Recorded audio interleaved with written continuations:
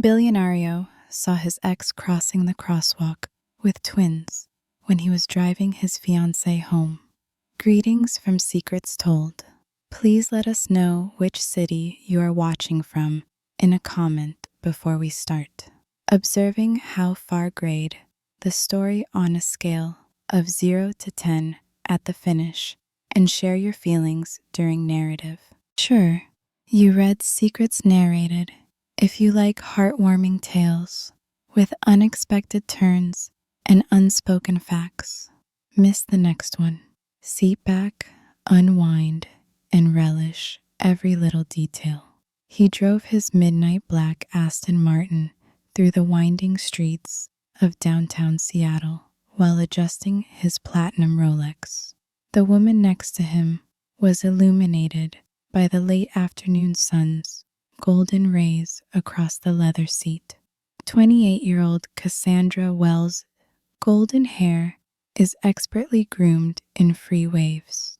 Her nose was tastefully adorned with fashionable sunglasses. Now, she was all he believed he desired. Lovely, self-sufficient, simple.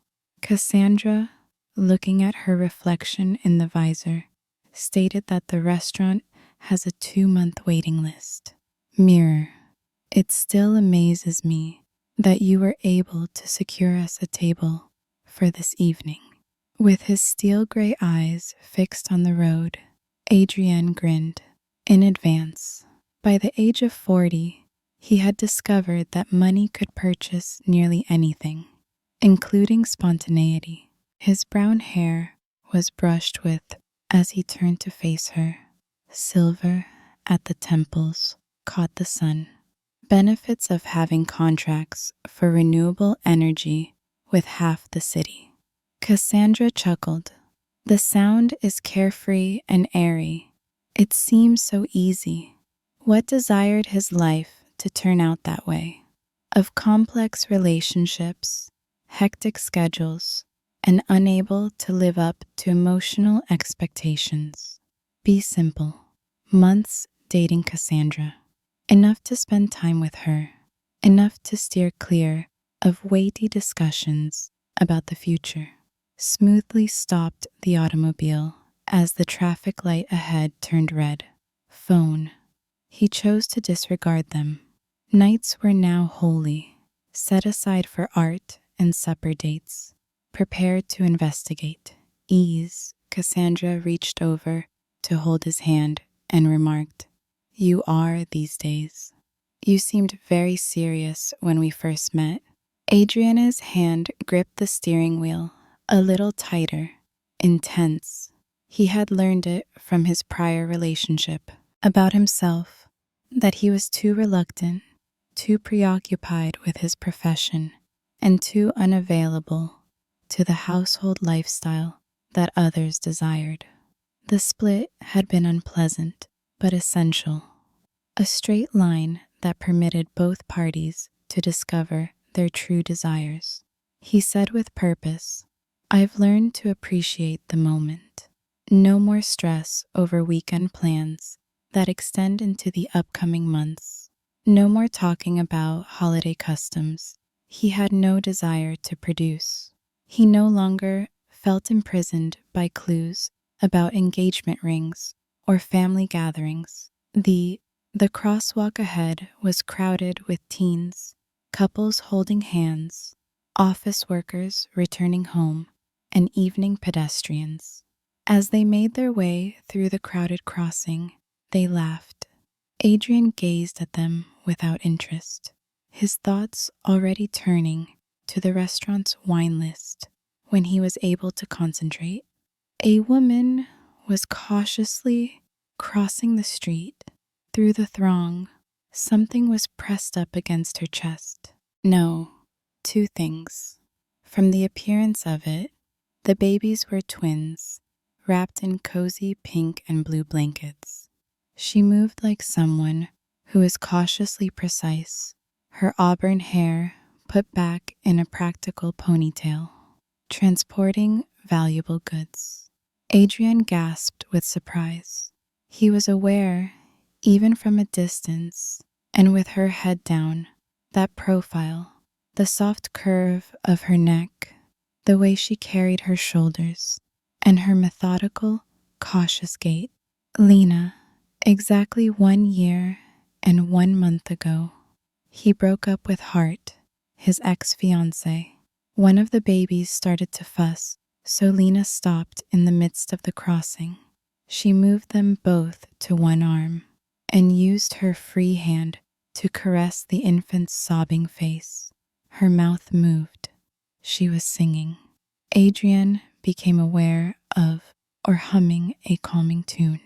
Almost instantly, the infant was silent, and she proceeded across the street. Adrienne. Cassandra's voice sounded distant. The lights are green. He blinked, recognizing that he had been looking. Automobiles. They were waiting behind him. On the other side of the street, Lena had vanished into the mob. However, the picture burned in his head. Infants. The twins appeared to be around 4 months old. Adrian's hands shook as he applied pressure. The accelerator. When they split up a year and a half ago, Lena had made no mention of her pregnancy. However, it would be precisely the appropriate moment. As she examined his face, Cassandra remarked, "You look like you've seen a ghost," with worry. "Are you familiar with the woman?" Adrian's thoughts were racing as he kept his gaze on the road. Had Lena been expecting at the time? They split up? Had she been aware and decided not to inform him? Or had she found out later and decided to manage it by herself? The questions piled up, each one more disturbing than the previous. However, beneath them all was one heartbreaking insight. The woman he had assumed to be his complete acquaintance was now a mother.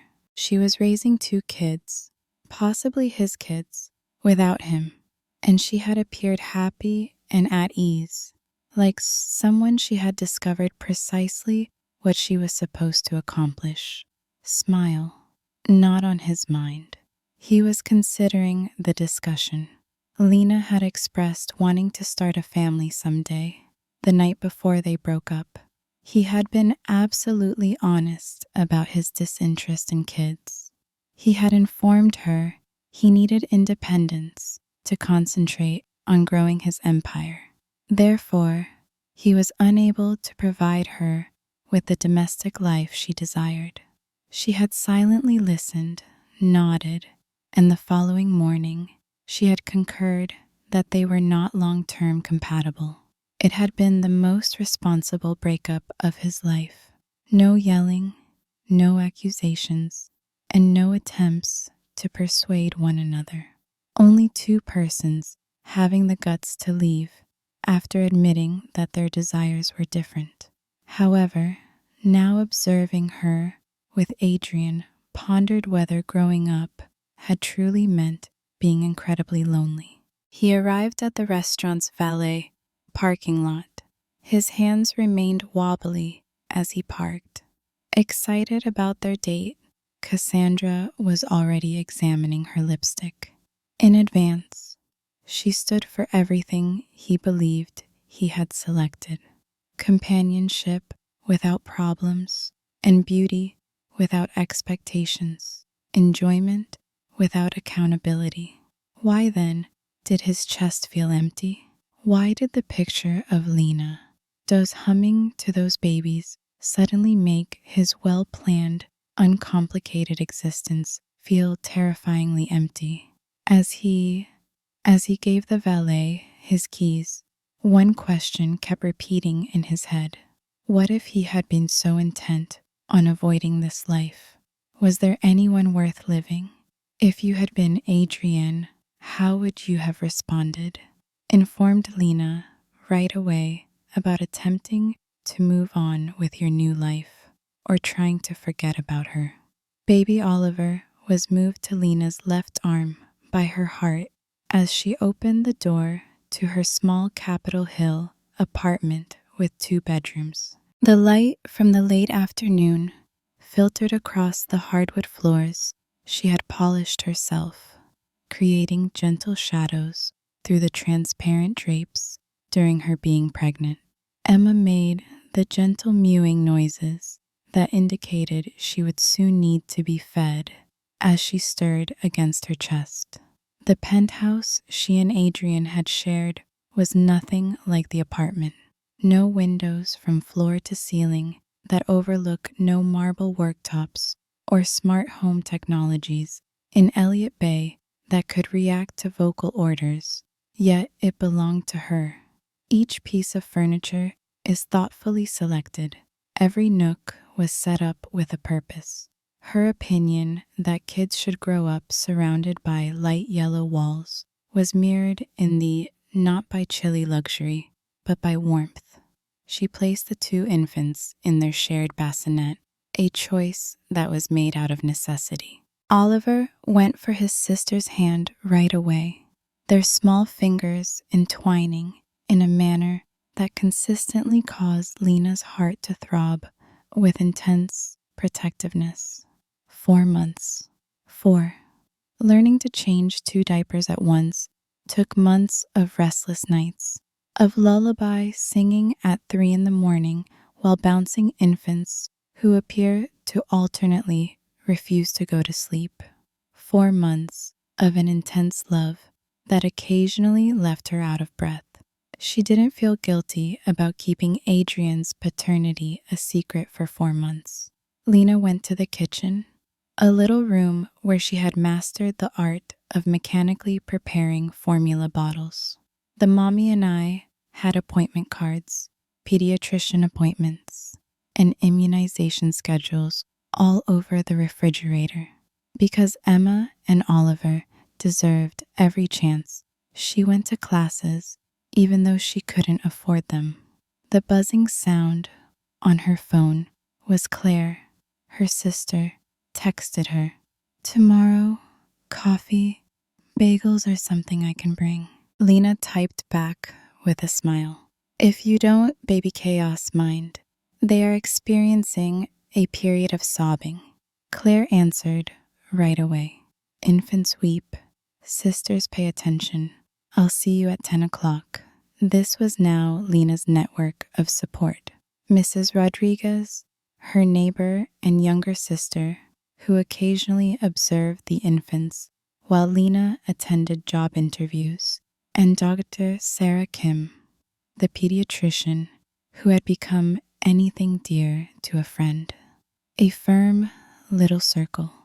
Individuals who arrived without being invited, who recognized that sometimes showing love meant politely accepting assistance. She used her wrist to gauge the formula's temperature. She recalled how Adrienne used to make fun of her excessive caution.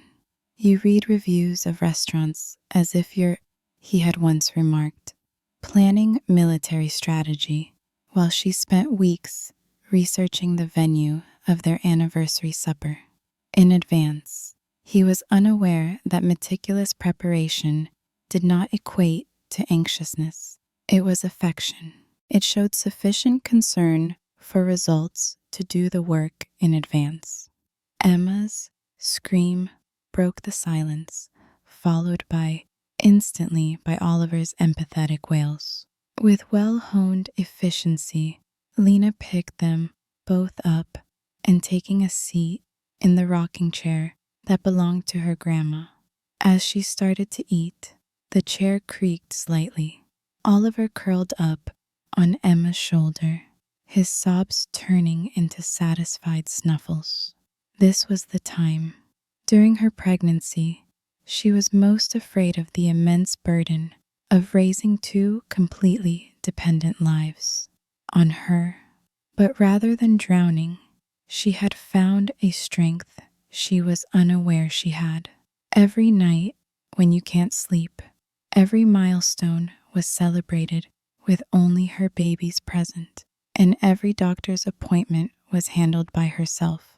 Every single something unbreakable had been ingrained in her by experience. Her phone rang.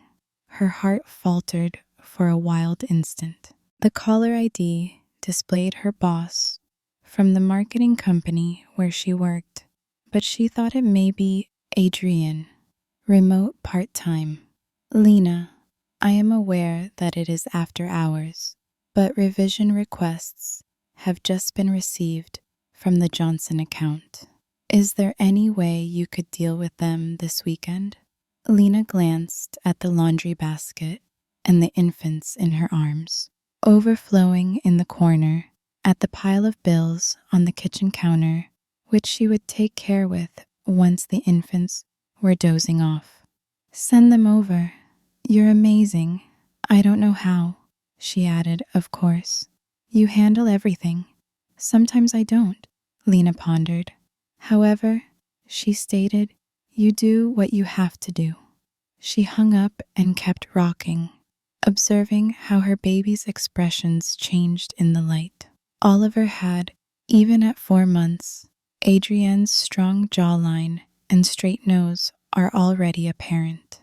Lena's green had been passed down to Emma, eyes and obstinate chin. They were healthy, gorgeous, and oblivious to the fact that their father was among the richest men in the Northwest. Since their split, Lena had looked up Adrienne on Google precisely once. The results of the search exhibited him at society gatherings, conferences on sustainable energy, and charity galas, with a gorgeous woman on his arm and always immaculately dressed. He exuded confidence, success, and completely free from the sort of household duties that characterized Lena's life. She had shut down the laptop and didn't look for it again. The choice to conceal the pregnancy had not been taken hastily. Weeks after Lena had written and erased dozens of texts to Adrienne after learning she was expecting twins, she had taken a car she practiced talks that always ended the same way while sitting in the parking lot of his office building 3 times. Manner, with him providing monetary assistance but without emotional commitment, or, worse, making suggestions for remedies that didn't correspond with her desires for her kids. Adrienne had been open about her desire to avoid having children. He had never gave her false hope, never feigned otherwise. Although it was mutual, he had started the split, ultimately due to their mutual recognition of the underlying mismatch. Why would a pregnancy alter that, then? Lena had decided that making someone become a father against their will was not a gift to anyone, least of all the children. Oliver and Emma should have parents who genuinely picked them, not just someone who is doing their duty. As though feeling Oliver opened his dark eyes, which resembled Adrienne's, and looked into her thoughts, at her with the somber focus that infants occasionally showed. Lena ran a finger over his little eyebrow. I created the proper decision, she said him in a whisper. You'll understand one day. However, as she spoke, a tiny voice in her head pondered whether selfishness could occasionally be equated with protection. Did she truly shield her kids from an unwelcome father, or was she shielding herself from possible disapproval? Now that the sun has fully set, the soft shadows that signaled the start of another long night permeated the flat. Lena got up. After gently placing the infants back in their bassinet, I went to draw the shades. She could see through the window, observe the distant, dazzling city lights, especially the shining tower where Adrienne's group was stationed. The top 3 levels. She let herself think about what might have happened if things had gone differently for a brief moment. If he had been thinking about her someplace in that tower, he had desired the same things she did. However, fantasy were risky when actual lives depended on you. Lena turned away from the window and closed the blinds toward the life she had decided to create on her own, and away from the life that could have been. Adrienne was unable to taste the wine, a 1998 Chateau Margaux worth more than most people's, and Wagyu beef monthly income. It could have easily been water. Cassandra was talking about her most recent photos across from him. Project. Her words seemed like background noise, but her eyes were lively as she made gestures with her fork. All he was able to Lena had those two little bundles in her arms. Cassandra put down her phone and said, "You're totally somewhere else." Glass that clinks softly. Adrian dragged his gaze back to her, asking, "Should I be offended?" Cassandra was dressed in black silk. Her blonde hair caught the candlelight as she wore a garment that wonderfully accentuated her curves. 3 months prior, they had first met at a Vancouver Green Energy Summit. He had been captivated by her self-assurance, independence, and total absence of neediness. She had her own gallery, apartment, and life as a professional photographer. Thing, without relying on it, crossed with his. Everything he believed he desired. His words were, "I'm sorry." Using his lengthy day, he reached across the table to cover her hand.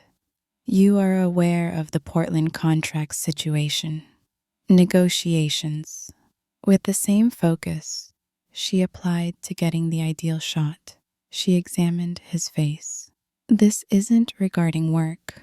I am able to distinguish between your perplexed and worried faces. This is unquestionably perplexed." Adrian nearly grinned in spite of himself. Cassandra's candor was one of her qualities that he found admirable. She didn't want to play games or fish for information. She asked if she had any questions. He said slowly. "There was someone I recognized earlier, someone I haven't seen in a long time. A former partner? Indeed."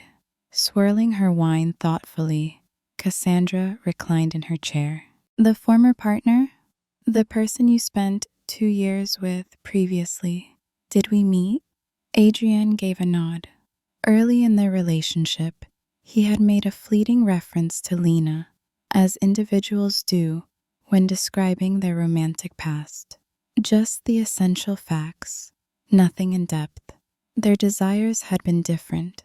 The split had been friendly. Since then, they had not spoken. And I felt something when I saw her. It raised questions. Adrienne could almost see Cassandra considering her answer as she remained silent for a while. This was precisely the type of emotional intricacy he had been attempting to steer clear of in his life since Lena. Cassandra was perfectly entitled to be angry, to insist on explanations, to make this a relationship issue. Rather, she caught him off guard. "Would you like to discuss it? You believe there is something to discuss, but I'm not sure yet. Perhaps?" Adrian looked her in the eye. "I'm not sure." Cassandra gave a slow nod. "All right. Tell me whether it impacts us when you find it out."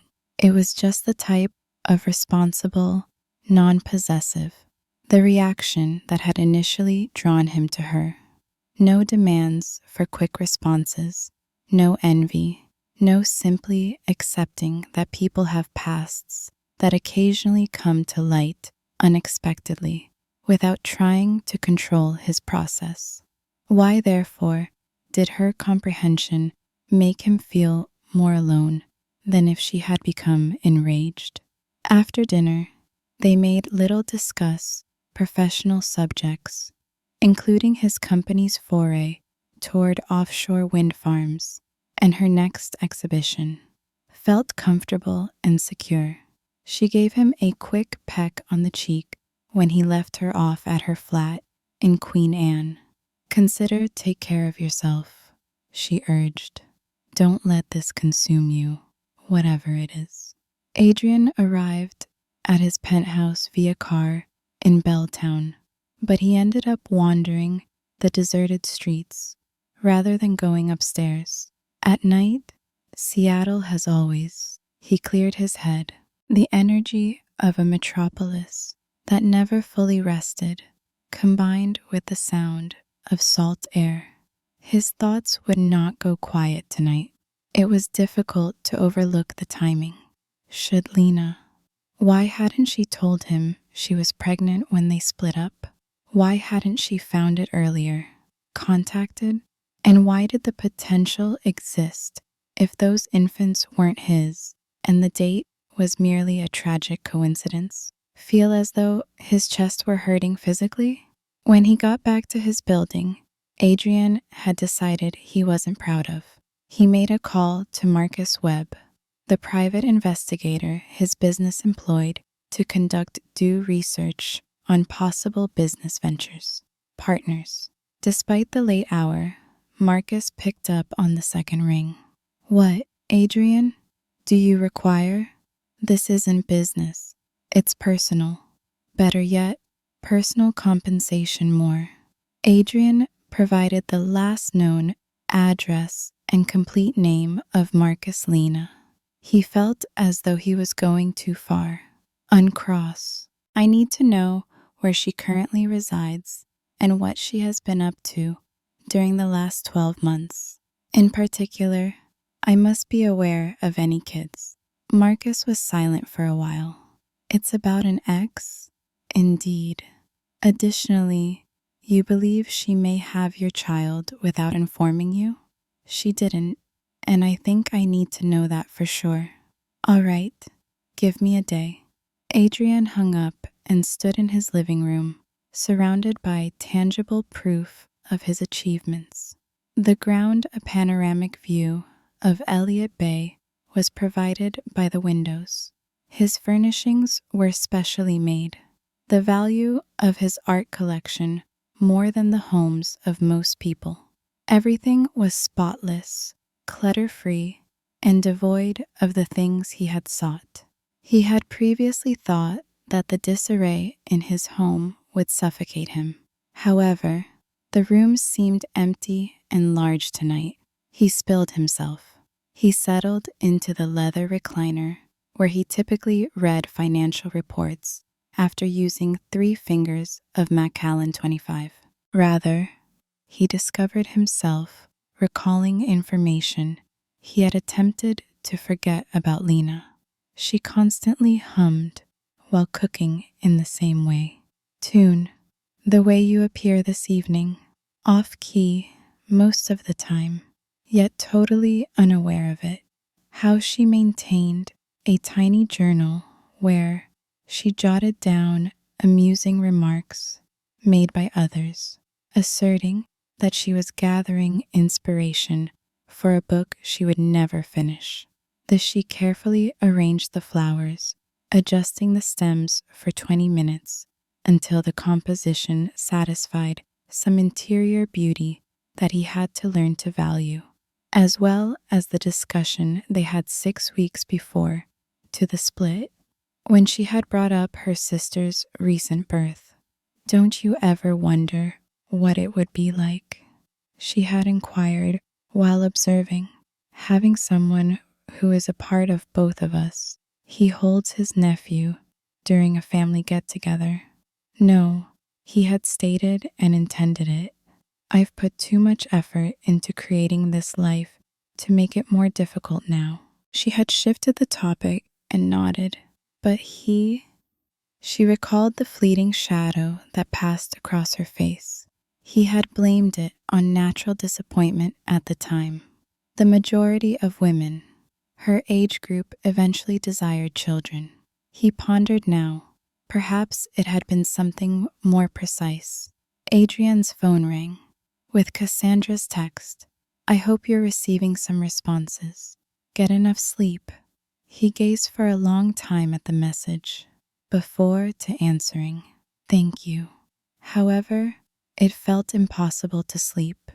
Each time he closed, he noticed Lena pause in the crosswalk, expertly and delicately rearranging those blankets. She had examined different, not only because she was a mother, but also because she exuded a calmness he had never witnessed in her. Lena had always had a hint of tension throughout their relationship, as though she was anticipating something. He had imagined it was the typical stress of living in a pricey city or a job goal. He now pondered whether she had been awaiting his desire to share her desires, and she had given up waiting when it became evident that he would never, and began to create the life she desired without him. The idea ought to have been consoling. Rather, it seemed to loss of possibilities he had been too scared to think about, as well as of Lena. Dawn came closer. Adrian made a choice that caught him off guard. Marcus wouldn't hide behind whatever he learned or how things transpired. Investigators, as well as middlemen, he would confront it head on if those infants were his. The query was, what did he do? In Pioneer Square, Marcus Webb's office was housed in a plain building that was positioned between The hallway was filled with the strong aroma of dark roast coffee from a coffee roastery and an antique bookstore. Adrian had never before visited this place. In the past, they had always done business via encrypted emails and private phone calls. However, this seemed too significant and intimate for internet communication. Marcus was a 50-year-old man who appeared as though he could fit in with any group. Average height, fancy clothing, dark hair that turns gray at the temples. Not outstanding enough to be forgotten, but respectable enough. It was precisely what made him outstanding. At work, Marcus slipped a manila packet into his mouth and replied, I have what you asked for, across his desk. However, before you examine it, I must ask, are you ready? For Adrian's hand lingered over the folder, asking, whatever's in here. It had seemed like a lifetime to wait for 24 hours. He had postponed 2 crucial appointments, hardly slept, and found himself passing the Capitol Hill neighborhood 3 times searching for baby strollers and hints of auburn hair. Just tell me, Marcus said, reclining in his seat. Lena Hart, 32, lives in flat 3B at 1247 Pine Street, is a single mother of twins who works part-time for Clearwater Communications as a freelance marketing consultant. Emma Grace Hart and Oliver James Hart were born at Swedish Medical Center 4 months and 2 weeks ago. Adrian's breath caught 4 months and 2 weeks. Depending on how he viewed it, the timing was either ideal or awful. She attended all prenatal appointments, according to hospital records, but the father he managed is not mentioned on the birth certificates. Appointments by herself, declared herself to be single, and refused to give her father's medical history. Adrienne was struck hard by the phrase, no father listed, all appointments alone. She had purposefully left him out. Marcus went on, there's more. Financial records show she's been involved in every aspect of their life, sustaining herself completely without any enigmatic deposits, child support payments, or outside assistance from relatives. Adrian opened the folder and said, She's been doing this entirely on her own, with occasional babysitting by her sister Claire. With shaking hands, he opened it to find security footage and pictures that gave him the impression that he was a voyager. Lena was pushing a double stroller through Pike Place Market, the two infants cradled against the Lena at a pediatrician's office, skillfully balancing car seats and diaper bags in the drizzle of Seattle efficiency.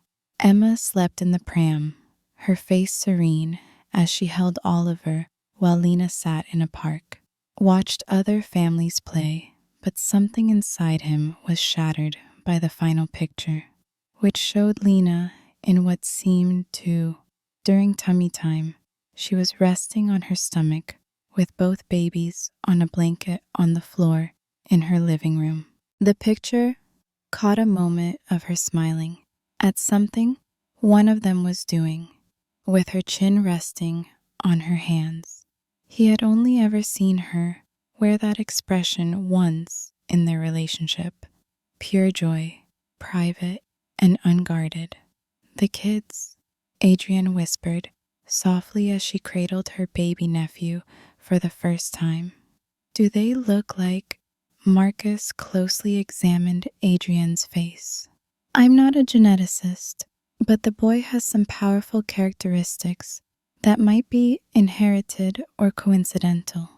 Adrienne closed the folder, his head spinning.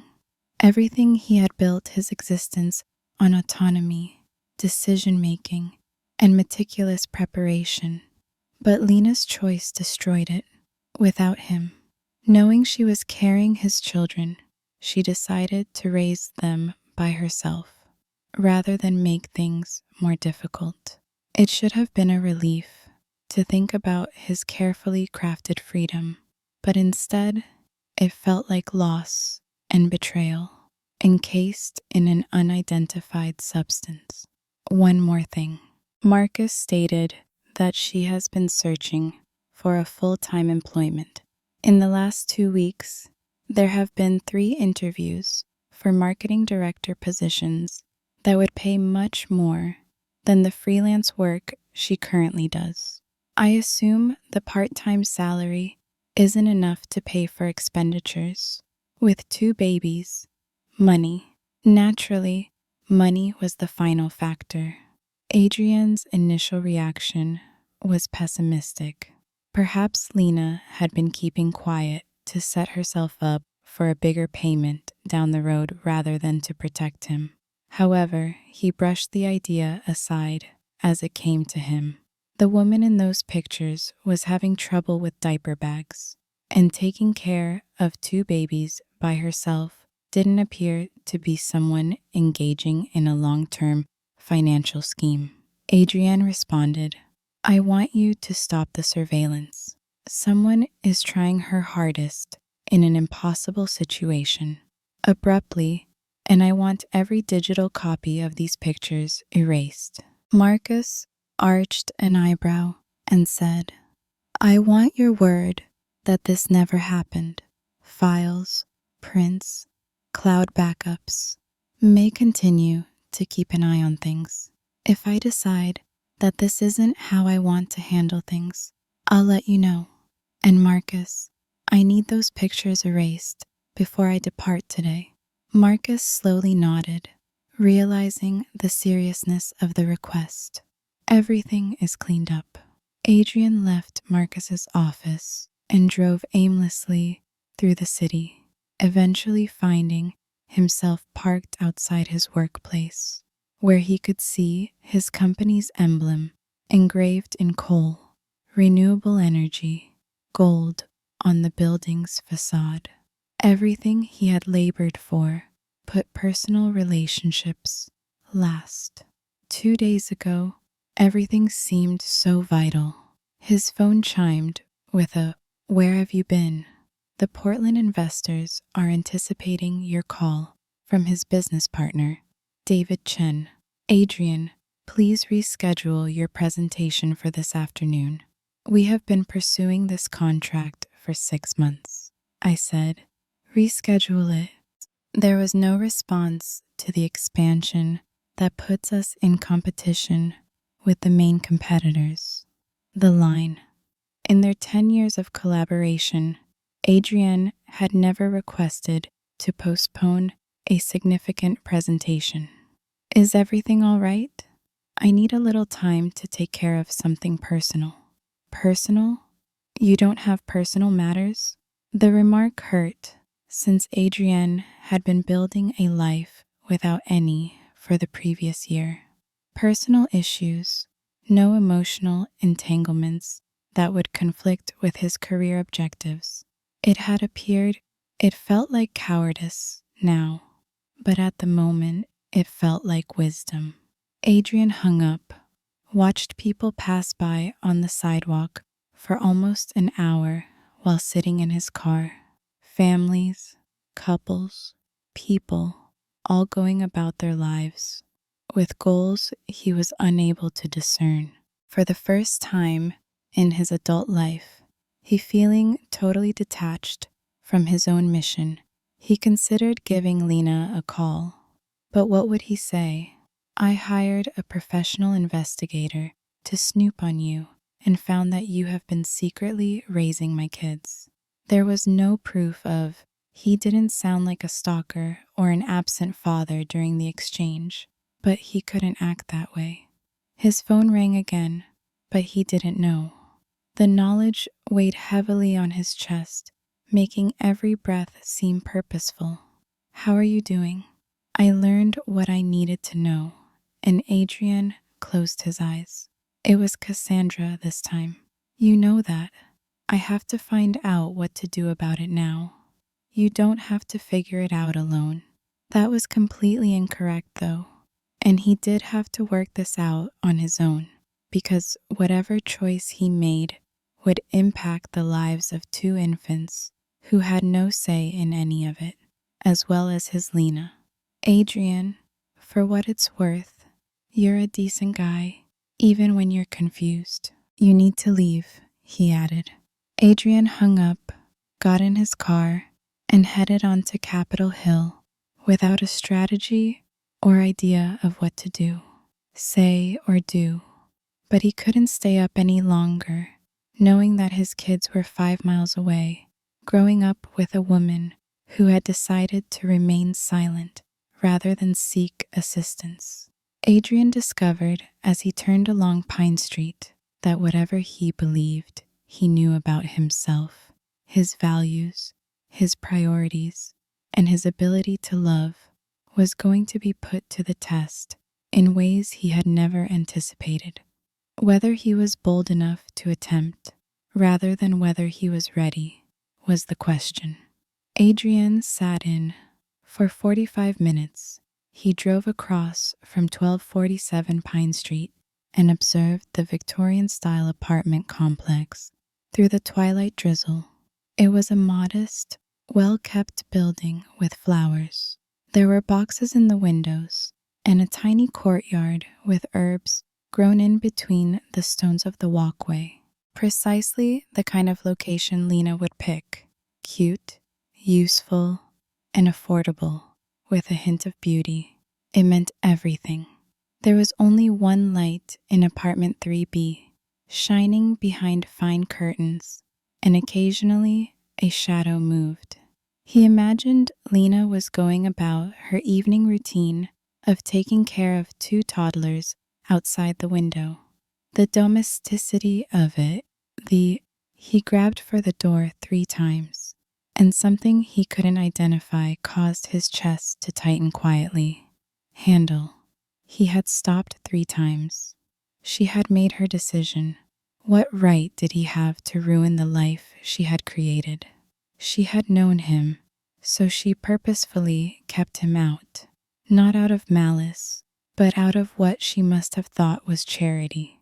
She had acted appropriately, and she knew well enough that parenting wasn't something he desired. Knowing that his kids were upstairs, as he sat here, helped Adrienne understand what he had believed he wanted and what his phone buzzed with what he could genuinely need, which could be 2 very different things.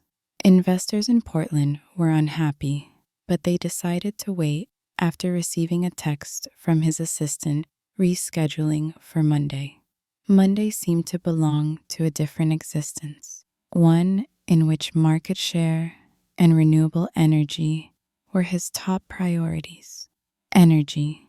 But if he was brave enough to knock on a door and have the most significant talk of his life, he saw movement, and Lena came out the front door of the building with a tiny bag of trash. Her auburn hair was pulled back in a sloppy bun, held in place with what appeared to be a pencil, and she wore trousers and an oversized sweatshirt. Adrienne could sense the weariness in her movements even from the other side of the street, not the striking weariness of someone looking for pity, but the bone-deep exhaustion of someone persevering because there was no other decision. Adrienne found himself stepping out of his automobile as she made her way to the dumpster behind the building. He was on the sidewalk 15 feet away when she turned back, and Lena froze, her face losing color for a moment. Both of them remained silent for a spell, and the Seattle night spread out between them, resonating with the distant noises of the gentle patter of rain on leaves and traffic. "Adrienne," she whispered at last, "what are you doing here?" in a cautiously neutral voice. "Yesterday, I ran into you downtown. You were crossing the street." Her hand automatically reached her throat, a gesture he recalled from their time together whenever she was analyzing a challenging situation. "I didn't see you. There were 2 babies inside of you." The words lingered in midair, like an allegation between them. Lena's gaze remained fixed on his face, but he could see her figuring out how much this moment may include truth. "Yes," she replied plainly. "Are they mine?" "The ones." He asked a harder question than he meant to. Lena, however, did not recoil. She gave him a long look, and Adrienne noticed something he had never seen before in her face, an intense protectiveness that made her appear like someone quite different from the lady he had shared a home with. "Adrienne, what do you want me to say? I would like you to be honest with me." "The reality?" Lena's voice grew louder. "In actuality, I'm raising 2 lovely, healthy kids. In actuality, they have all they need and are content and loved. In actuality, I've put a lot of effort into ensuring that their lives remain contented and tranquil." "That's not what I inquired. The only response that counts is this one." Adrienne moved in closer, noticing the tension in Lena's shoulders, not in conjunction with fear. Although he had never given her any cause to be afraid of him, he assumed that the protective vigilance that comes with being a mother. "Don't I have a right to know if I'm a father?"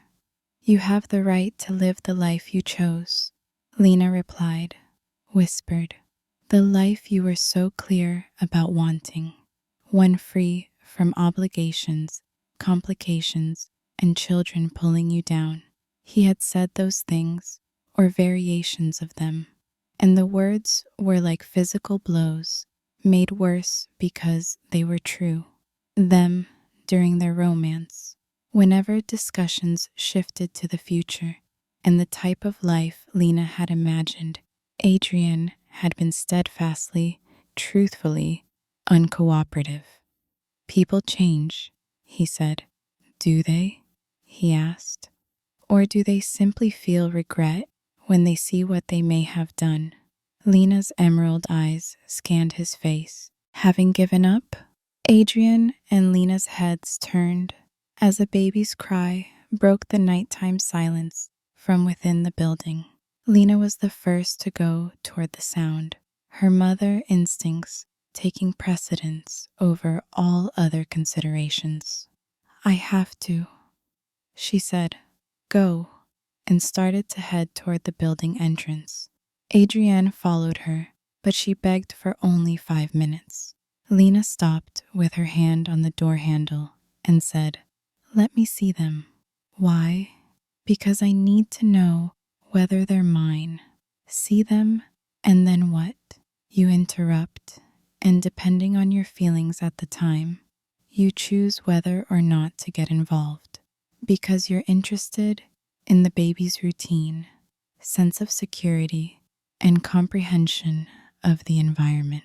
A second voice joined the sobbing, and Adrian understood it was twins. He was now fairly persuaded that his children needed their mother while he stood here, requesting answers to queries that I engaged a private investigator who abruptly declared I might not have good solutions.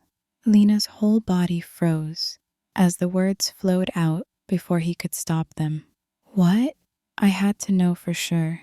You had me following you. About everything. About the timing." Her voice was hardly above a whisper, yet there was something perilous in it. "I had to comprehend. You had me follow you while I was worried. Because of my kids." "Our kids?" "No." Lena's words pierced the rain like a blade. "My kids. The kids I brought home by myself, carried by myself, and had." She rejected him. "But you've been rearing on your own while you've been leading the life you told me you wanted." Adrienne gently grasped her arm and said, "Lena, please. I know I handled this poorly, but you didn't handle anything. I handled everything." She wrenched her arm free, but she didn't leave. "Decided not to notify you, since I knew you would do just this, appear out of nowhere. When it was convenient for you, you expected me to defend my decisions and explain myself, to keep everyone safe." Now the infants were sobbing loudly, their sounds resonating through the thin walls of the structure. "I must walk to the walls." Lena turned to the sound, clearly distressed. "Allow me to accompany you for a single viewing of them." Lena examined his face, and Adrienne noticed that she was considering the request in light of everything she had fought to create and safeguard. So why now? The inquiry was reasonable, and Adrienne understood that he was asking why he suddenly cared after more than a year of silence. Didn't know how to respond since he felt something explode inside of him as he saw her crossing the street. Because he was finally courageous enough to confront what he had, his perfectly planned existence had suddenly seemed empty. Finally, he replied, "Because I believe I've been fleeing the wrong things, and I believe you've been shielding me from something I had to confront." Lena stared at him for a long time as the rain started to darken her sweater. Adrienne could sense her internal conflict as the sobbing went on above them. The mother who needed 5 minutes, warring with the mother who had every right to demand him to go and never return in order to console her children. Finally, she explained, "You can see them for 5 minutes before leaving, and you carefully consider what you genuinely desire, not what you believe you ought to desire. Since I won't allow you to interfere with their lives unless you're Adrian," nodded, untrusting his voice, "absolutely certain you're ready to be in them permanently." Lena opened the building door. She whispered softly, pausing without seeing at him, "They're named Oliver and Emma." The remark struck home. "Your eyes are the best thing I've ever done in my life. Emma has your stubborn streak."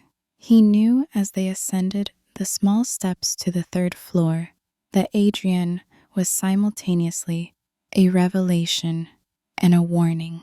He was going to have his first encounter with his kids and might have to bid them farewell forever, depending on whether the flat was smaller than Adrienne's, but he had the courage to become the father they deserved.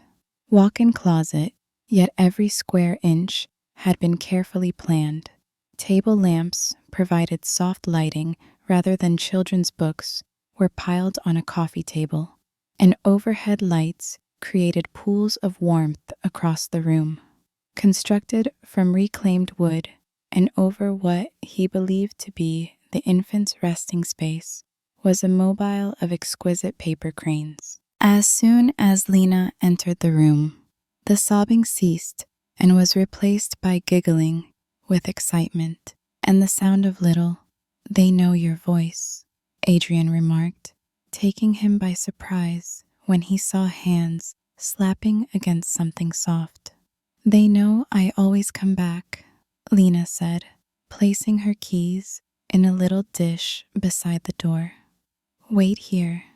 Adrian heard her voice shift to the sing-on cadence, typical with infants, as she vanished around a corner. "Mama is here, my babies. Emma, did you tell Oliver a story? Was it an excellent one?" The infant's passionate, nonverbal reactions were a chorus of coos and squeaks that made Adrian's. He had never given any mind to the sounds that babies made, and he had never imagined that his chest would suddenly squeeze, considering them significant. However, listening to these specific infants, his infants, "You can come in now," Lena said, their voices seeming like a language he should know, but had never mastered, called. Adrian turned the corner and entered what appeared to be the bedroom, but it had been transformed into something completely different, with a wide, colorful carpet taking up the most of the floor space and the double bed shoved against one wall. Playmate.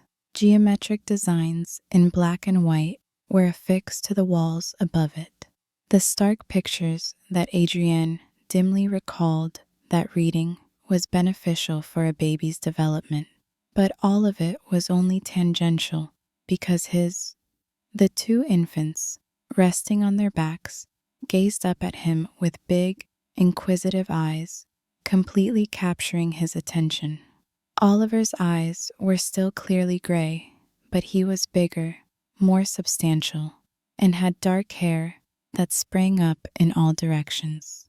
Adrian's eyes, and he was intently biting his own fist. Emma was smaller, more delicate, with her green eyes followed Adrian's every stride, and her auburn hair glowed like Lena's. Closer, and she seemed excited to have someone new to observe as she kicked her legs. Oliver James and Emma Lena sat cross-legged next to the playmat and murmured, "Grace, Oliver, this is Adrian, Emma." Adrian hesitated, then realized she didn't know how to introduce him. Fearing that abrupt movements would frighten them, he knelt carefully. He had previously held babies, nieces, and nephews at family get-togethers, co-workers' kids, at business picnics, but this was unique. These weren't borrowed. After a few courteous minutes, he would return the babies, his kids staring at him with the wide-open curiosity that only infants had. "Am I able to?" "Oliver likes his stomach," he said, uncertainly gesturing toward them. Adrian tentatively stretched out and placed his hand softly on Oliver's. "Emma likes it when you talk to her." Stomach. The infant's eyes became wide, and he let go of his fist to take Adrian's finger with an unexpectedly firm hold. Adrian felt a rush of electricity from the contact, this small individual clinging to him with total trust, oblivious to the complex circumstances surrounding his life. "He's strong," Adrian remarked. "He's been keeping his head up for 8 weeks, he said in a harder than intended voice. "According to the pediatrician, he's very advanced." Adrian turned to face Emma when she made a faint sound.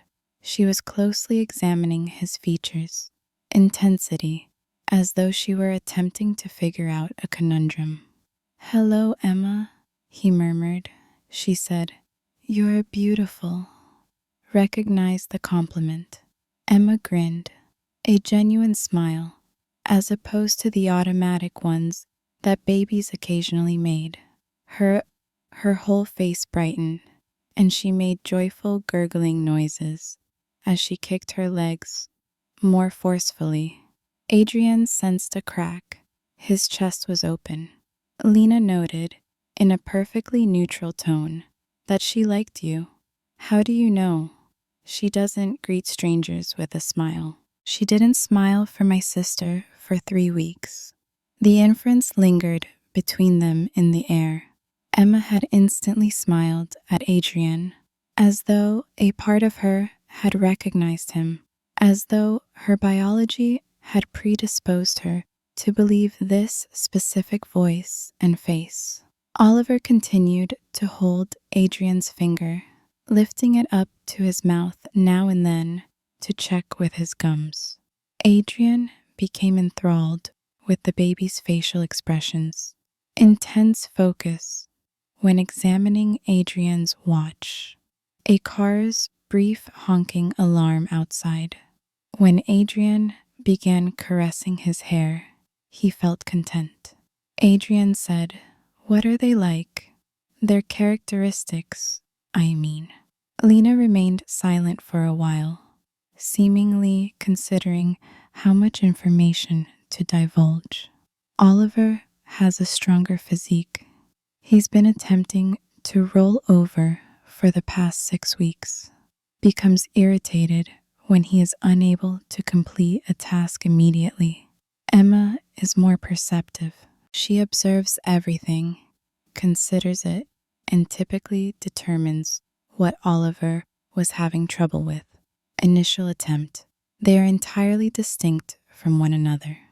Oliver is thrilled when he wakes up, but he quickly grows weary. Emma takes a really long time to warm up in the morning, but once she's up, she can go for hours. Oliver enjoys taking baths. Emma despises them. Emma tumbles, sleeps with ease. Every night, Oliver battles it, as though to prove it. Oliver's eyes were already getting bigger, heavy. He relaxed his hold on Adrian's finger. Emma, on the other hand, remained awake and continued to examine Adrian's face, as if she were learning it by heart. Adrian stated, "She's going to be trouble," but she couldn't hold back a smile. Lena clarified, "I can already tell. She's going to be brilliant. The issue will be maintaining up with her." They sat in cozy silence for a few minutes. Adrian discovered that he was unwinding in a way that he hadn't anticipated, soothed by the sheer joy of seeing his kids explore their surroundings. Oliver had gone down. Adrian's finger remained in his hand while he slept, while Emma had found her own feet and was happy to grab them. Focus. When Adrian eventually said, "This is what you do every day. Observe them when they pick them up, determine what they, among other things, need." "It's not what I expected." Lena gave him a stern look. Adrian asked, "What did you expect?" "Found it difficult to speak. I'm not sure. More mayhem. Perhaps more overpowering accountability." "This feels," he said, pointing to the serene setting. "It feels normal and manageable." "This is due to," Lena remarked. "You're seeing the good moment. When they're both weeping at 2 in the morning, you're not here. Nothing I do is helpful. When Emma gets a fever and I'm frantically phoning the pediatrician, you're not here. You're not present. When I'm certain I'm doing everything incorrectly and Oliver refuses to eat for 3 days in a row." The words weren't factual, not accusing, However, they emphasized the contrast between Adrian's current situation and what fatherhood actually involved. I might be, he muttered. Perhaps this is where the hard part is. Moments as well. Lena remained still. I know what I said earlier, Adrian. I'm not sure what I wanted, but as I sat there, observing them, he carefully removed his finger from Oliver's sleeping hold. I was mistaken about what was important and what would make me happy. A single happy moment doesn't disappear 18 years of accountability. Do you know that? I do. Since this isn't a company, if things become tough, you can bargain your way out of the agreement. Adrian, these are the little individuals that require constancy, dependability, and unwavering affection.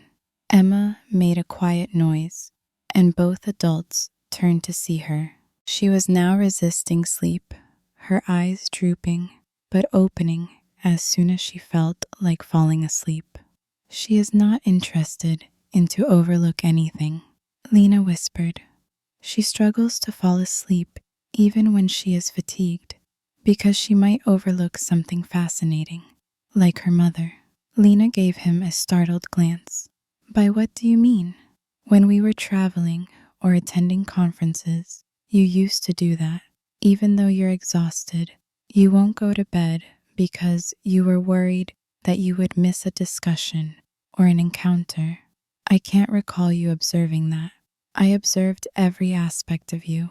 At the time, I simply didn't know how to appreciate it.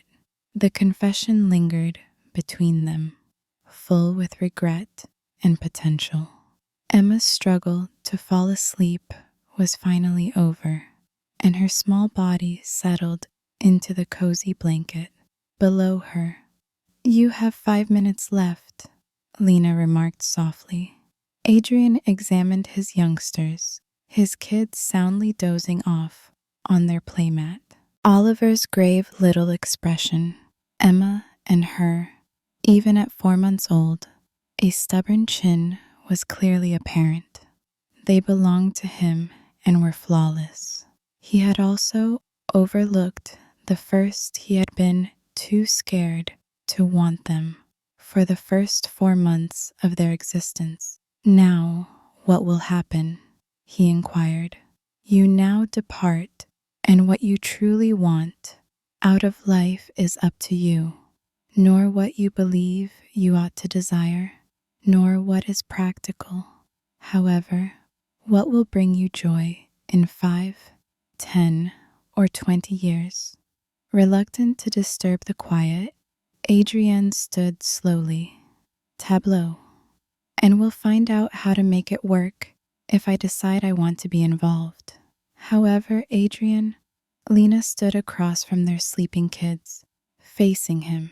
You cannot be a part-time father, in my opinion. I will not allow you to drop when it suits you, in and out of their life. You must want everything if you want this.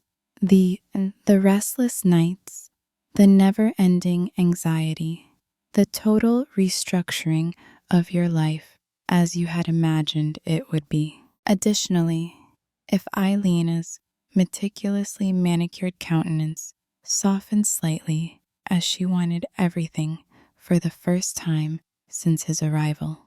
After that, we'll begin cautiously and gradually to see if the guy you are now can be the parent they deserve. As he turned around to give Oliver and Emma one more glance as Adrian moved toward the door. They shared a bed with the entire fragment of kids who were completely confident in their love. He desired to contribute to the establishment of such security. He wished to be a reliable person. Whether he had the courage to totally restructure was the question. His life to enable that. Adrian stayed away from home. Rather, he took a car to Cary Park, the little overlook that provided the finest perspective of the skyline of Seattle. With the exception of a few late-night visitors, the park was almost deserted at this hour. Photographers taking pictures of Elliott Bay's reflection of the city lights. Perched on a bench, he gazed at the scene that had always grounded him. However, the well-known location provided no clarity tonight. For the last hour, his phone had been vibrating steadily. Cassandra had made 2 calls. 3 texts regarding rescheduled meetings had been sent by David. Additionally, his assistant had forwarded critical emails that he would have typically responded to right away. However, it all sounded like the sound of a world that felt so far all of a sudden. He saw Emma's smile each time he closed his eyes. Oliver is sincere. Focus while examining Adrienne's face. The effortless ease with which Lena had maneuvered around them. His children, anticipating their needs before they ever articulated them. He was a parent. The idea was still present, bizarre. However, there was more going on behind the incredulity. He had never felt such a sense of correctness. It had been like discovering a piece of himself to hold Oliver's little hand and watch Emma's eyes follow his every move. Didn't realize it was gone. However, there was a difference between desiring something and being able to achieve it. Adrienne's phone rang, and before he saw the caller ID, he nearly ignored it. His Dad, you canceled the Portland meeting. David added, I've been attempting to get in touch with you all day, Adrienne. Richard Cole was not a man who called for no reason. At 68, he was still incisive, straightforward, and he was always dissatisfied that his only son had opted for renewable energy instead of the family's conventional oil investments. They had always respected each other's business and maintained a friendly but aloof relationship, intelligence, but minimal emotional closeness. Something arose, something more significant than an expansion of 40 million deal. Adrienne nearly burst out laughing. 24 hours earlier, he would have claimed that nothing was more significant than that agreement. He wasn't sure if it was one of his top 10 priorities anymore. Could I ask you a question, Dad? A pause occurred. Adrienne never sought guidance from his father, and both of them were aware of it. Out of course, were you prepared to be a father when I was born? The quiet was so prolonged that Adrienne questioned whether the connection was lost. At last, Richard remarked, That's an unusual question. You ask, but why? I'm merely attempting to recognize the difference between duty and choice. Is Adrienne present? Do you have something to tell me? There was an opening. Everything might be explained by Adrienne. Lena, the infants, that he was forced to make a hard choice. After navigating motherhood, his father had somehow established a prosperous while taking care of a child. Perhaps he knew something that would be useful. However, as the idea developed, Adrienne brushed it aside. His father had been a capable but emotionally detached father, there for significant milestones, lacking for everyday challenges. Successful by conventional standards, but devoid of Adrienne's warmth, observed in Lena's conversations with Emma and Oliver. Adrienne replied, No, I'm just considering some changes in my life. All right, keep in mind that empires are built on consistency. If you're thinking about making significant adjustments, your mom and I have been. We chose to get married 42 years ago, not because we felt like it every day. Achievement in any undertaking demands dedication that goes beyond emotions.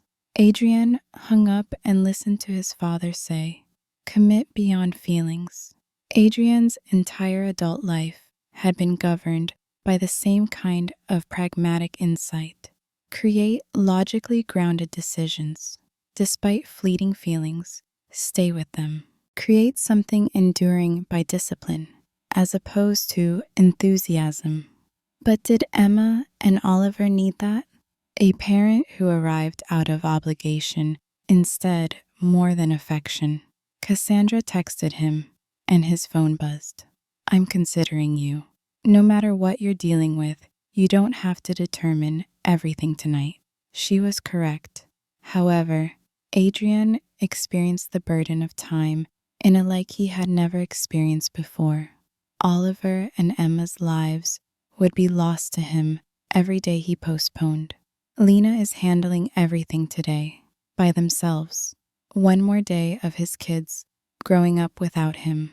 However, making a snap decision of this magnitude could even worse than putting it off. Finally, Adrienne drove home, but she couldn't sleep. He ended up in his home office, gazing at the Portland deal's financial estimates, which had appeared so important yesterday. The figures were reliable, the market forecasts are positive, and there is a significant potential return. It didn't matter. By daybreak, Adrian had produced a list rather than a pros and cons breakdown. This was a list of things rather than a business decision that could be measured, would have to alter if he decided to be Oliver and Emma's biological father. His workday would need to be entirely reorganized. With kids that required constancy, 18-hour days and last-minute trips would not be feasible. It would be necessary to child-proof the penthouse apartment, or, better yet, exchange it for a more family-friendly one. His social life, his interests, and his meticulously preserved independence. The demands of two tiny people would take precedence above everything else. Individuals who were dependent on no one else. As Adrienne went through the intimidating list, he came to a realization. Unexpected. There was no sense of sacrifice in any of the modifications. They seemed like chances to improve oneself than he was at the moment. He called David around 7 in the morning. Thank God, Adrian. I've been answering calls over the cancellations from yesterday all morning. My position inside the organization needs to be reorganized. What does that mean? It indicates that I wish to take a break from daily tasks and concentrate on long-term planning and strategic vision, but do away with the frequent travel and urgent meetings.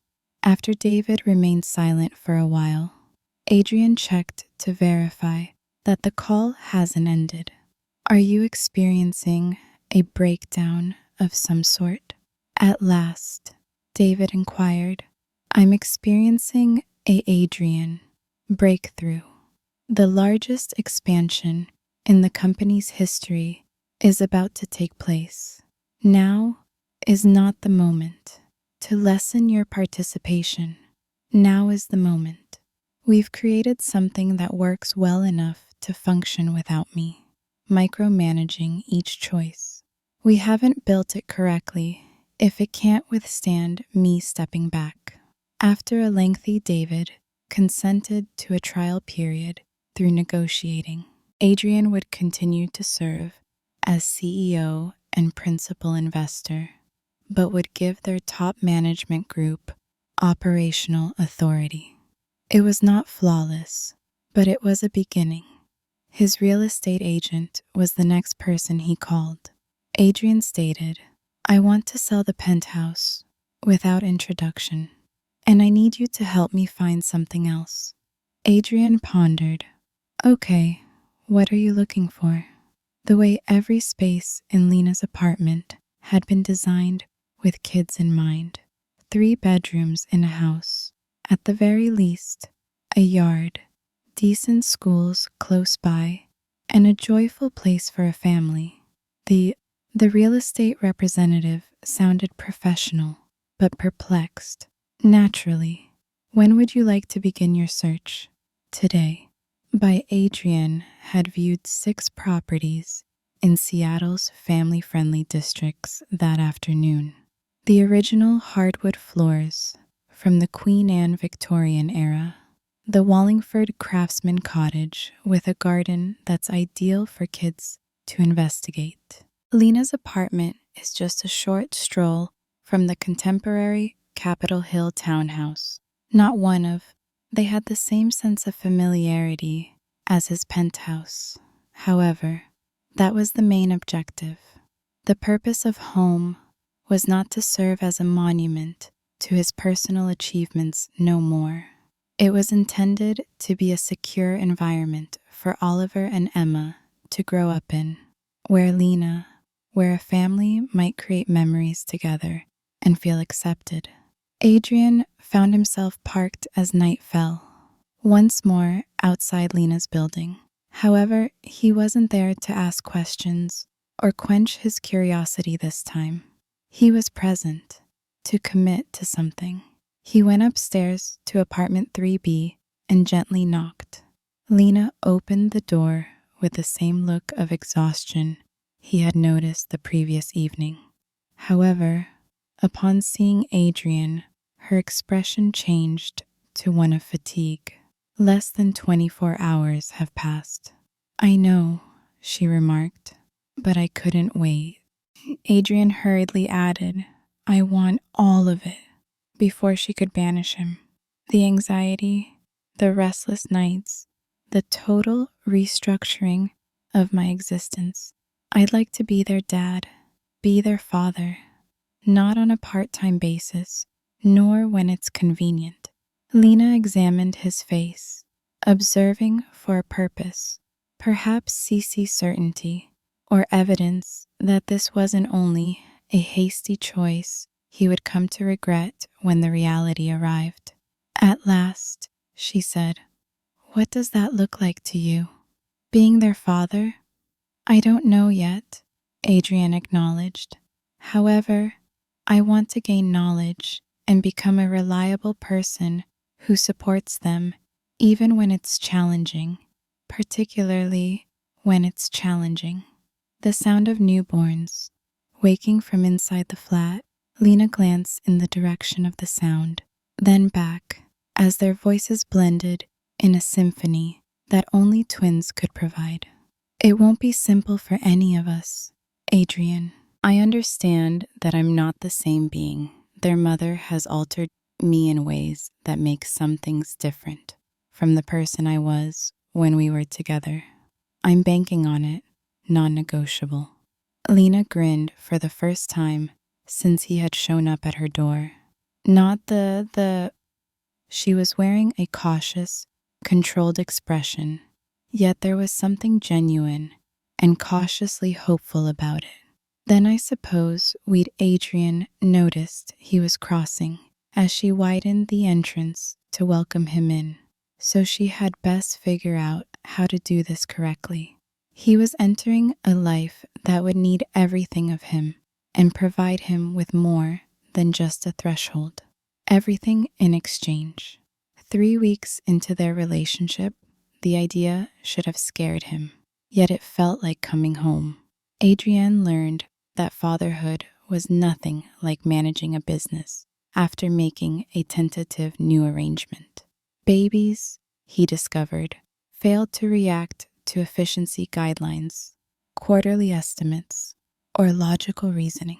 They addressed patience he was unaware he had, and love he was still learning how to. She's been crying for 20 minutes, Adrienne remarked, pacing and gently bouncing Emma on his chest.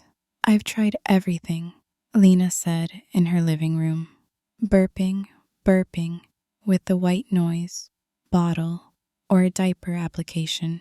Lena, who was feeding Oliver, looked up. Every line of her body showed signs of exhaustion. The previous 3 weeks had required them all to adjust. Adrian had been visiting after work every night and staying later each night, picking up the complex patterns of taking care of two babies. Lena murmured softly, "Sometimes they just need to cry. It's how they interpret the world. However, there must be a solution or something I can do. Accepting that is the answer.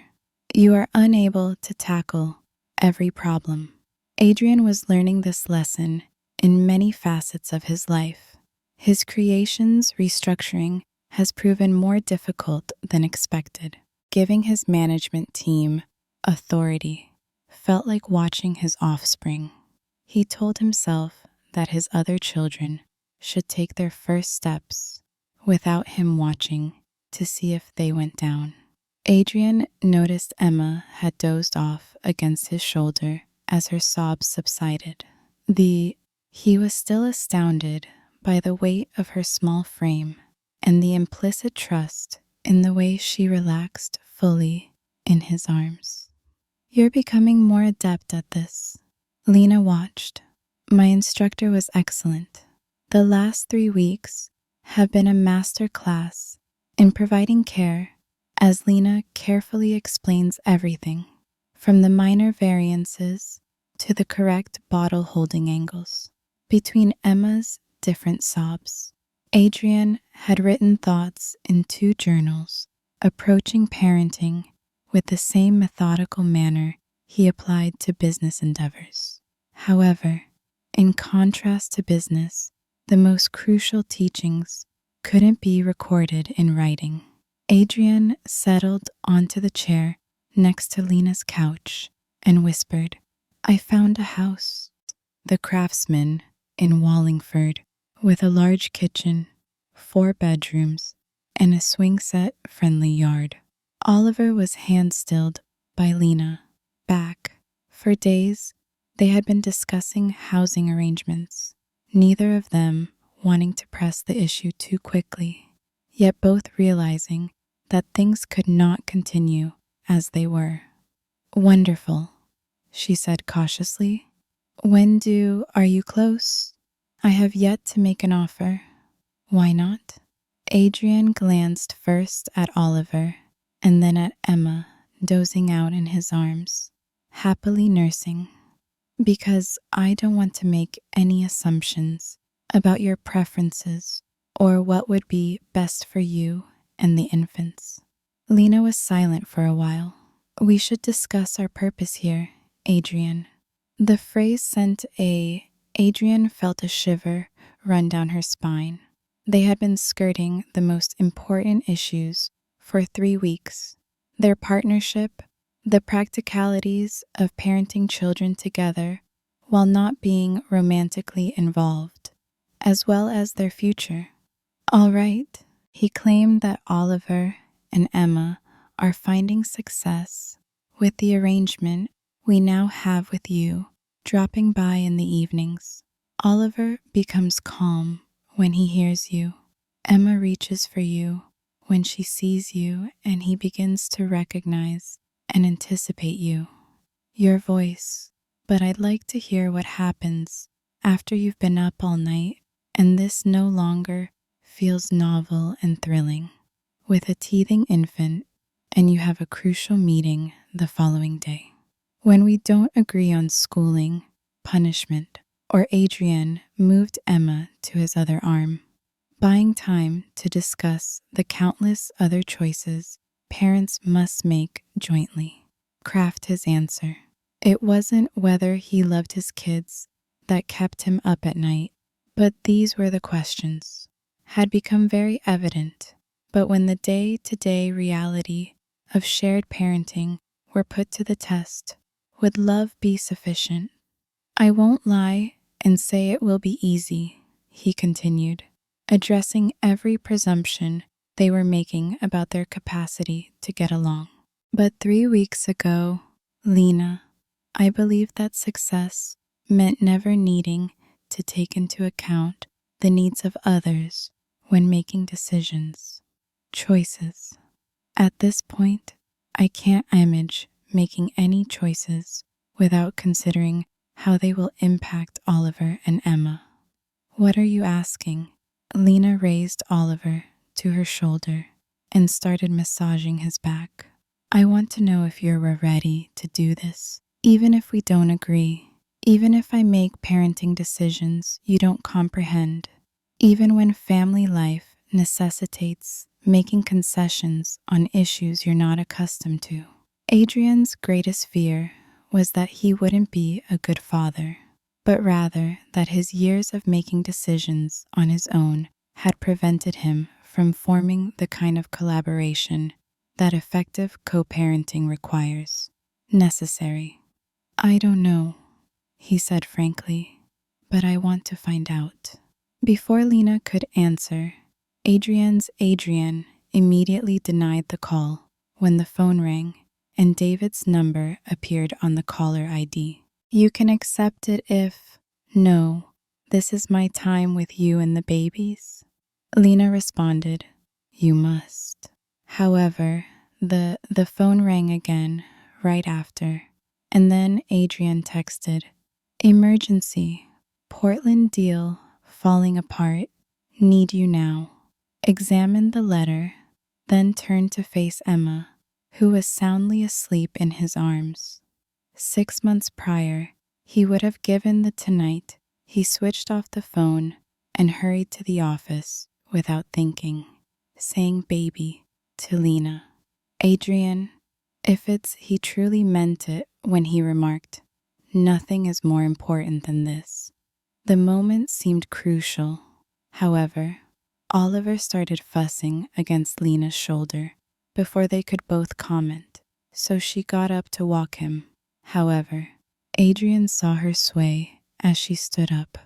Your back aches again. It's okay. It's not okay. You're helping, so let me help. I've been carrying both of them nonstop for months. They need constancy, and you need support, so please move in with me. It's not for us, but for them. The ramifications of the remarks, which neither of them had been willing to confront directly, hung in the air between them.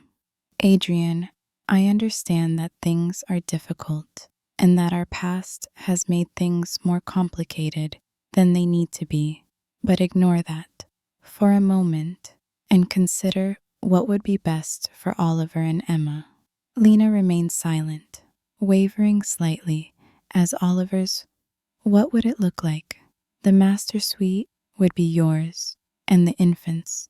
So practically speaking, I'd take one of the smaller bedrooms. We'd share areas and parenting responsibilities while keeping our own independence otherwise.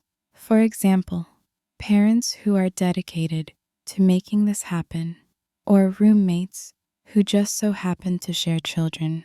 It wasn't romantic, but it was honest. Neither of them was prepared to work regardless of whether we figure out the rest. Manage the emotional challenges of mending their relationship and becoming parents together, yet their readiness to put their kids' needs ahead of their own uncertainty was evident. I need time to think about, Emma stirred in Adrian's arms, Lena remarked. Of course. Her eyes slowly opened, focused on Adrian's face, with the gentle mewing sounds that indicated she was awake. Hi, beautiful girl, he said, giving everything they found fascinating the type of full attention that babies did. Did you have a good nap? I muttered. Emma's reaction was an enthusiastic leg, followed by a smile that filled her whole face. Adrian laughed at the kicks. She definitely knows you now, Lena said. Adrian looked up as something in her voice said, What? You're different with them than you were with... Perhaps it's because I finally realized what matters. Or perhaps it's because babies don't. The remark hurt because it was true that babies needed basic care, attention, and the ability to ask for things that scared them. Adrian was learning to supply all of these things, including love, but they didn't ask for long-term emotional vulnerability, commitment, or the kind of intense closeness that had scared him in his relationship with Lena. You're correct. It's easier to love them than it was to love you, Adrienne remarked, and Lena appeared taken aback by his candor. Perhaps that's because I had to risk all I believed to be true about myself in order to love you. To love them is to become all of the things I never imagined I could be. Lena returned to the bed after Oliver dozed off on her chest couch next to Adrian. They sat in cozy stillness for a few minutes, each clutching a sleeping infant. Both of them were absorbed in their own ideas on how difficult it would be to create a family out of the fragments of a broken connection. At last, Lena mentioned the Wallingford mansion. Is the kitchen good? Adrienne felt her heart leap. Big. There is a large enough yard for a playground, mature trees, a kitchen island, a gas oven, and lots of counter space. Neighbors have children. Lena gave a slow nod. Naturally, I would like to view it before making a decision. Additionally, we would require explicit limits on expectations, space, and what will happen if this arrangement doesn't work. Whatever you necessity. As though realizing how crucial the occasion was, both infants decided to awaken at the same time. There, they glanced between their parents, their eyes alert and bright. I believe they're voting yes, Adrian said, for Lena laughed for the first time in weeks. A genuine chuckle, not the cautious answers she had been giving him ever since he resurfaced in her life. Looking at his family, I think they might be, she concurred, since they were what they were, regardless of the complex situation, he realized. Adrian sensed something he had never felt in any boardroom or commercial transaction. This was the true definition of success. The Wallingford home was everything. Adrian had explained everything and more. Lena was standing in the large kitchen, observing the morning light coming through the tall windows into counters where she might picture herself making bottles while watching the infants in the living room next door. Her current flat was smaller than the master suite upstairs, which had built in a window seat and bookshelves would be ideal for late-night feedings. 3 kids were born to the previous owners. The Lena hadn't even considered checking for safety features, but the realtor clarified. All the outlets are already child-proofed, and the basement has safety gates stored there. Emma exclaimed joyfully from her carrier as Oliver watched him sleep on Adrian's chest in the baby wrap he had mastered with unexpected skill. Lena could almost picture this working, the 3 of them building, because they moved about the house with such ease, something steady and tranquil for the kids. What are your thoughts? Adrienne questioned softly as they were standing in what would be the nursery. I think it's perfect for them, Lena remarked, because it was true. I believe they may be content. Lena, however, touched the window frame and peered out at the backyard, where what would eventually be a playground was shaded by mature oak trees. But I need to know that you're not doing this simply because you're feeling bad. What do you mean? I mean, guilt is a bad basis for a family. If you're attempting to prove something to them, or if you're trying to make up for missing their early months, this won't last in the long run if you don't believe in yourself as a man. Adrienne changed Oliver's position. You're asking if I'm doing this for them or for myself, and I'm asking if you've given it much thought. When the novelty wears off after 2 years, when they are toddlers and interested in everything, and you are unable to get any. The realtor had work done at home when they were teenagers, and you didn't agree with my parenting style. Walked covertly to a different room, providing them with solitude for what was obviously an important discussion. Lena, Adrienne, I'm not sure how I'll feel in 2 years, but I can tell you that for the last 3 weeks, every morning, when I wake up, my first thoughts are about whether Oliver slept through the night and whether Emma's cough is getting better. I can let you know that yesterday's board meeting had to be rescheduled due to Emma's 6-month checkup, which I placed it on my calendar so I wouldn't miss it, but I know it will be another week. The admission was so unexpectedly beautiful that Adrian was making a great effort to be the father he wanted to be, and Lena sensed her carefully cultivated emotional walls slipping. Believed Oliver and Emma were due, even though he wasn't entirely sure what that meant at the time. The home is beautiful, she finally answered. Yes, we should try living together if you're certain that this is what you want.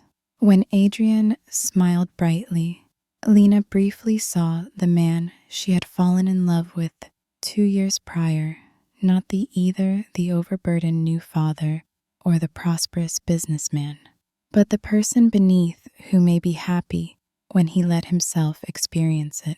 2 hours later, as they were reloading the infants into Adrian's vehicle, he had exchanged his.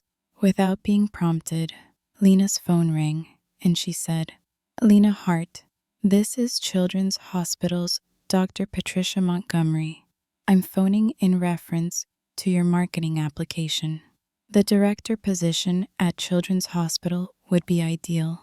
Lena's heart leaped. Full-time with benefits, fulfilling employment, and a timetable that accommodated sick days and school pickup. I'm happy to offer you the job. I interviewed 3 weeks ago, but I haven't heard back. The pay is $68,000 per year, together with complete health and dental coverage. When would you be able to begin with? Lena sensed Adrian's gaze on her while she considered the offer. Financial stability, professional. That's fantastic news. I could begin in 2. She had not experienced independence or fulfillment since the birth of the children. Weeks? I have to make childcare arrangements. Naturally, I'll have HR forward the documentation. Congratulations, Lena. We're thrilled to have you join the team. Lena's hands began to shake as the call ended. Good news, Adrian said. They offered me the position at Children's Hospital, but there was a hint in his voice that he had already guessed it. Position. That's amazing. It's just what you wanted. Adrian understood the significance of this. Shift from working as a freelance marketer to a steady full-time job with genuine benefits and job stability, but instead tension in the car as they both understood that Lena's acceptance of a full-time job would make their provisional living arrangement even more difficult. 68,000, Lena. I could actually support us properly instead of scrambling for freelance, she largely told herself with perks. Contracts each month. You know, money isn't a problem for any of us, right? Lena gave him a stern look. Problem for me. Why? I need to know that I am capable of caring for children on my own if necessary. Adrienne remained silent for several blocks, contemplating the idea that my decisions aren't influenced by my need on you for money. Lena gestured. You still don't trust me. I trust you with them. I'm not requesting to be a partner, but I do trust you as a father. I'm requesting to be both your co-parent and their father. Those boundaries aren't as distinct as you believe. Adrian's phone began to vibrate frantically as they got closer to Lena's neighborhood, and I scowled at the screen and said, "It's David. This is my third call today. Please take it." Adrian hesitated before responding on speaker. "David, thank God." "Adrian, we know the Portland deal is important. Have a significant issue. Portland investors are abandoning the company entirely, citing the absence of reliable." Lena noticed Adrian's jaw tense. "What does that mean?" "Our CEO's leadership suggests instability in the organization. Specifically, it signifies they believe you're not totally dedicated to the expansion based on your frequent absences. They are worried about spending $40 million on a business whose executives appear disinterested." "I haven't been distracted. I've been assigning tasks adequately, doing so or going away." Because from the outside, Adrian pulled into a spot outside Lena's house. "It appears that you checked out just when we needed you most." Structure and switched off the engine. Oliver had awoken in the back seat and was making the quiet noises that indicated he would soon require nourishment. "What do you require from me?" "I need you to come to Portland tomorrow," Adrian said. "Get together with the investors in person. Assure them that your commitment to coal renewable energy is unwavering." Tomorrow was Saturday, Lena said, observing Adrian's expression as he considered the request. They intended to begin transferring her belongings to the Wallingford home in order to start the process of starting a true family. "Tomorrow, I can't," Adrian said at last. "This is $40 million, Adrian. This is the national expansion. This is all of it. We have been striving for it. I am aware of it, but right now, I have other priorities." David was silent for a long time. Lengthy. "Other priorities? Adrian, yes. I'll ask you straight out. Are you experiencing a personal crisis of some sort? Because we can get around it if you are. Spend some time getting any assistance you need. But don't let your personal struggles ruin the business." Lena extended her arm and lightly touched Adrian's arm. "Go," she muttered. "Next week, the house will still be there." Adrian firmly told David, "No," and to Lena. David arranged for the Portland investors to participate in a video conference. 9 in the morning on Monday. "I'll take care of it," from a distance. If they weren't serious investors in the first place, a video call won't help. Any business that is worthwhile companies will recognize that their CEO has a life outside of work. Adrian hung up and sat gazing at he held a phone. "You ought to visit Portland," Lena said. "I informed you, my priorities are different." Adrian gave me a glance. Lena noticed the turmoil in his eyes as he turned to face her. The man previously, he was at odds with the person he was attempting to become. She murmured softly, "This is precisely what I was afraid of. You're making unsustainable decisions while working so hard to demonstrate your dedication to being a father. If you damage your business in an attempt to demonstrate your loyalty to us, you will eventually grow resentful of us. That isn't the case, isn't it? You informed me 3 weeks ago that you would need to completely restructure your life in order to be the father of Oliver and Emma. Restructuring, however, does not imply giving up. It entails striking a balance. Oliver's quiet noises had intensified to Emma, was starting to stir sympathetically, and she was crying appropriately. Adrian was left alone when Lena went outside to get them, with his thoughts and the sound of his kids crying out for help. Upon returning with the two infants, Adrian was gazing at their intended home, where they will begin their life together. Go to Portland, Lena repeated. Explain they're still the CEO they put their money into. Prove to me that you can be a loving father without compromising anything else that defines your identity. What does it mean for us if I leave? Lena glanced at Emma and Oliver. It indicates that we have figured out what a true collaboration looks like. Both of us are now at ease in her arms. Then back at Adrian, where I'm not scared to ask for what I need, and where you overcompensate for past mistakes. It indicates that we start afresh, really, this time.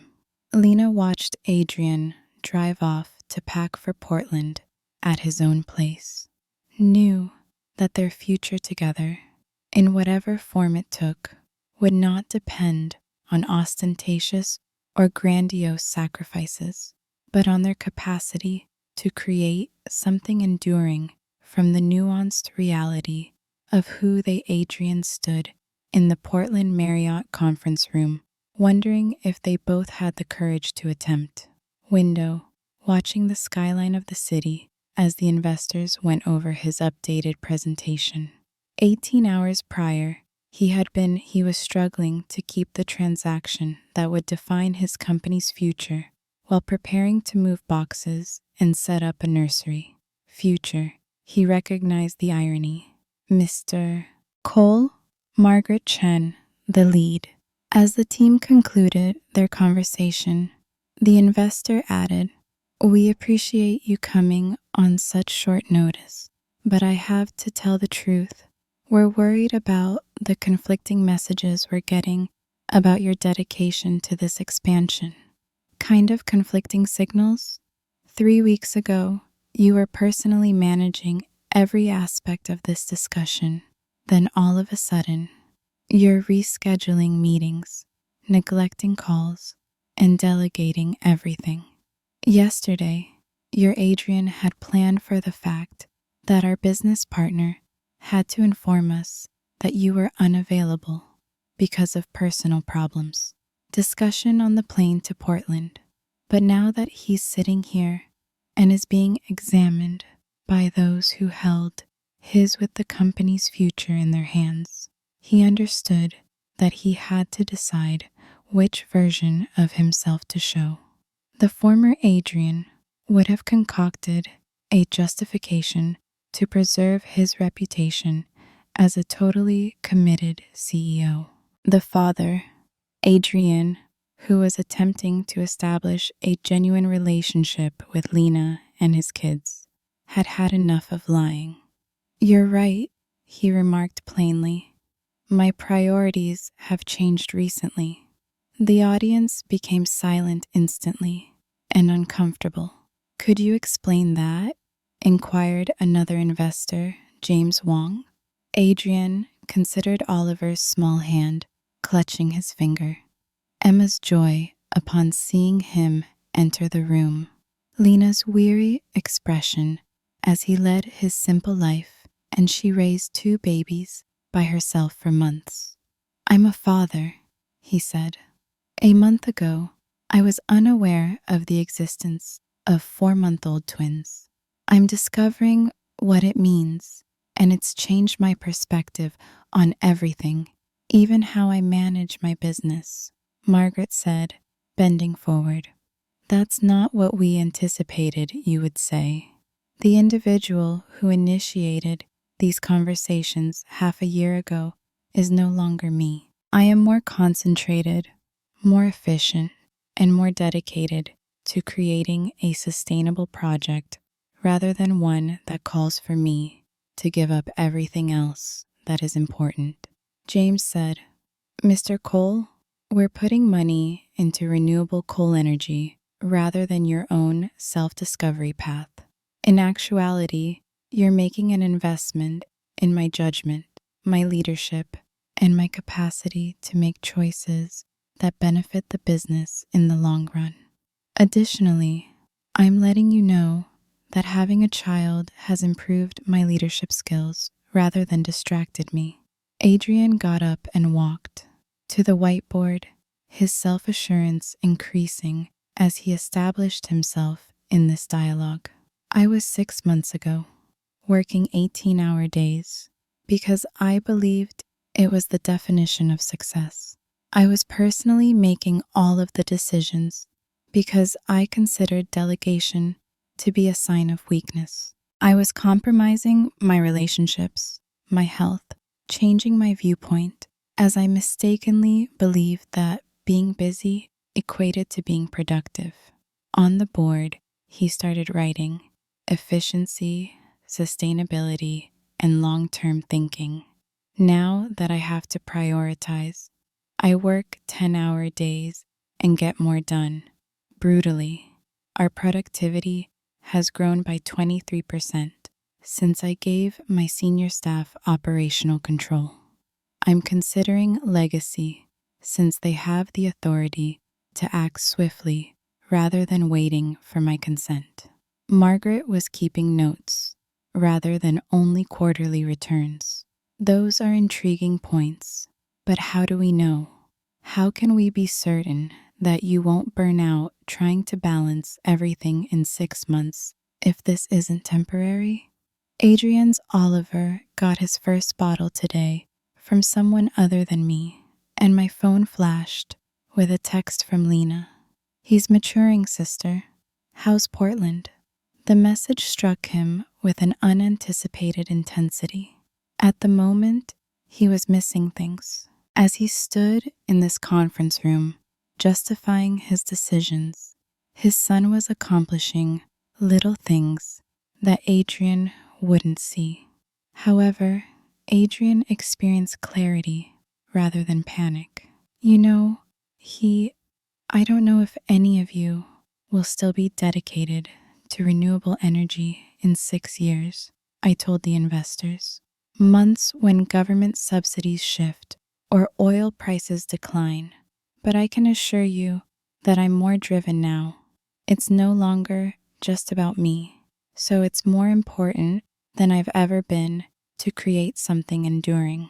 He turned back to the purpose coal, renewable energy isn't just my company anymore, he wrote on the whiteboard. It's an inheritance for my kids. I'm creating this universe for them to inhabit. These days, I consider every choice I make in light of the question, will construct the kind of future I want Emma and Oliver to have. The only sound in the room was the scratch of pens on paper. According to Adrienne, the Portland expansion isn't just about market share, she added. The goal is to establish it's about starting a business that will provide clean energy infrastructure to communities when my kids are grown up. Culture that prioritizes humanity and quality, as those are the ideals I wish to set an example for children. Adrienne's. The phone buzzed once more. It was a picture from Lena this time. Emma is smiling at something strange while seated in her bouncy chair. Camera as Oliver slept soundly in the distance. The picture of his kids content and secure when he was 300. He was overcome with an emotion he was unable to identify. Gentleman, Ms. Chen, he stated, putting his phone away without answering the text. I'm not requesting that you fund my personal revolution. I'm requesting that you put money into a business run by someone who at last knows what success really means. Margaret shut her notebook. Of course, Mr. Cole, could you spare us a few minutes to talk about this in private? Adrian's pulse was racing as he entered the corridor, possibly because he had just closed the largest sale of his history of the business by being totally forthright about his priorities, or he had ruined everything by acknowledging that he was distracted when his phone phoned and Lena's name showed up on the screen. How did it go? She said, without I informed them about Oliver and Emma in the prelude. I told them I'm a dad and that it's improved, not worse, my work. Lena was silent for a while. How did they respond? I'm not sure. Yet, now they're talking about it. Adrian, I realize it was dangerous, but I'm sick of acting as though having a family diminishes my professional abilities. If they're unable to comprehend that, then they're not the appropriate partners nonetheless. And if they leave, Adrian gave the matter careful thought. 6 months prior, losing. This transaction would have seemed like the end of the world. Now, 300 meters away from his kids in a hotel corridor, he learned that losing them, not a financial opportunity, would be the end of the world. Next, we find other investors who recognize that the most effective leaders are those who have a worthwhile cause to pursue. Adrienne told Lena, I have to go, but whatever, as the conference room door opened and Margaret motioned for him to come back. I want you to know that this journey taught me that it doesn't feel free to be apart from you and the babies. Adrian, it feels like I'm missing the most significant aspects of my existence. He said, I love you, even if he was surprised by what he was saying. He hung up before she could reply, saying, I love what we could build together if we're both brave enough to try, and returned to the conference room where the investors were grinning. Mr. Cole stated to Margaret, We've decided to go with the investment, but Adrienne's heart ceased doing so. What condition? We'd like to. James grinned as he replied, Any man who can make fatherhood a business concept like this. Adrian was back on a plane to Seattle 3 hours later. Convincing probably has some pretty special kids. Inked, his future assured, but more significantly, he was returning home to a life that at last seemed worth living. Adrian understood, as the aircraft took off, that the agreement he recently inked in Portland was convincing. But it wasn't the most successful one he had ever negotiated. He had to believe in himself that he was worthy of the affection of a woman like Lena and kids like Oliver and Emma. Was still possible to persuade them of the same point. 2 years later, the Saturday morning mayhem, in the Emma sat in her high chair, methodically tossing banana bits as Wallingford House descended into chaos.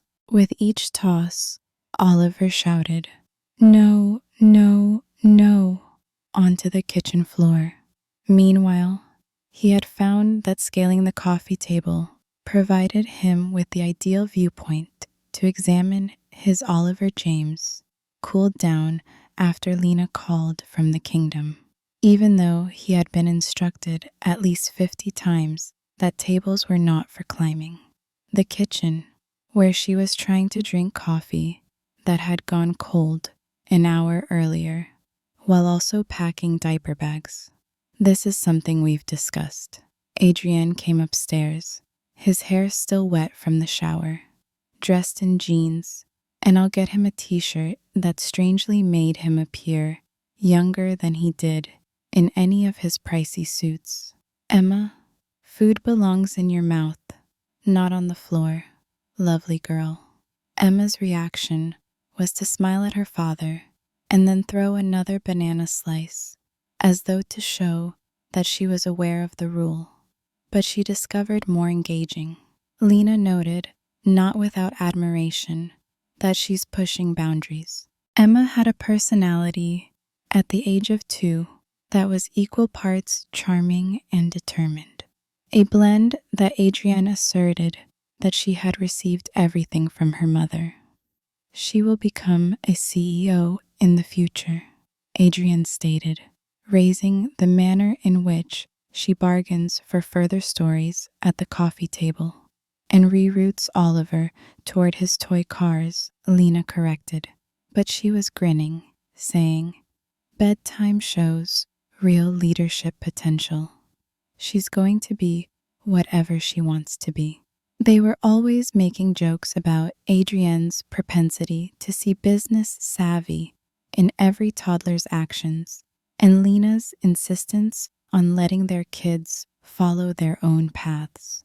The kitchen was bigger than Lena's whole first apartment, but it felt snug rather than spectacular. The island was covered with the trash of morning ritual, sippy cups, Emma's hair clips, Oliver's favorite plush elephant, and court records from Adrienne's office, that Lena's business laptop, which she utilized for her role as Adrienne, the communications director at Children's Hospital, stated.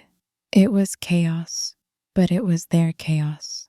By Lena's side, holding a freshly made cup just the way she loved it. And before you claim that you are short on time, Lena remarked, you don't have to control my caffeine intake. We have 45 minutes before we have to depart for the park. However, she accepted the coffee with gratitude. The little difference that had taken them there was, I don't have to, I want to. Months to get around. The distinction between Adrienne's attempts to resolve her issues and her desire to make between duty and choice, between control and care, to make her life simpler.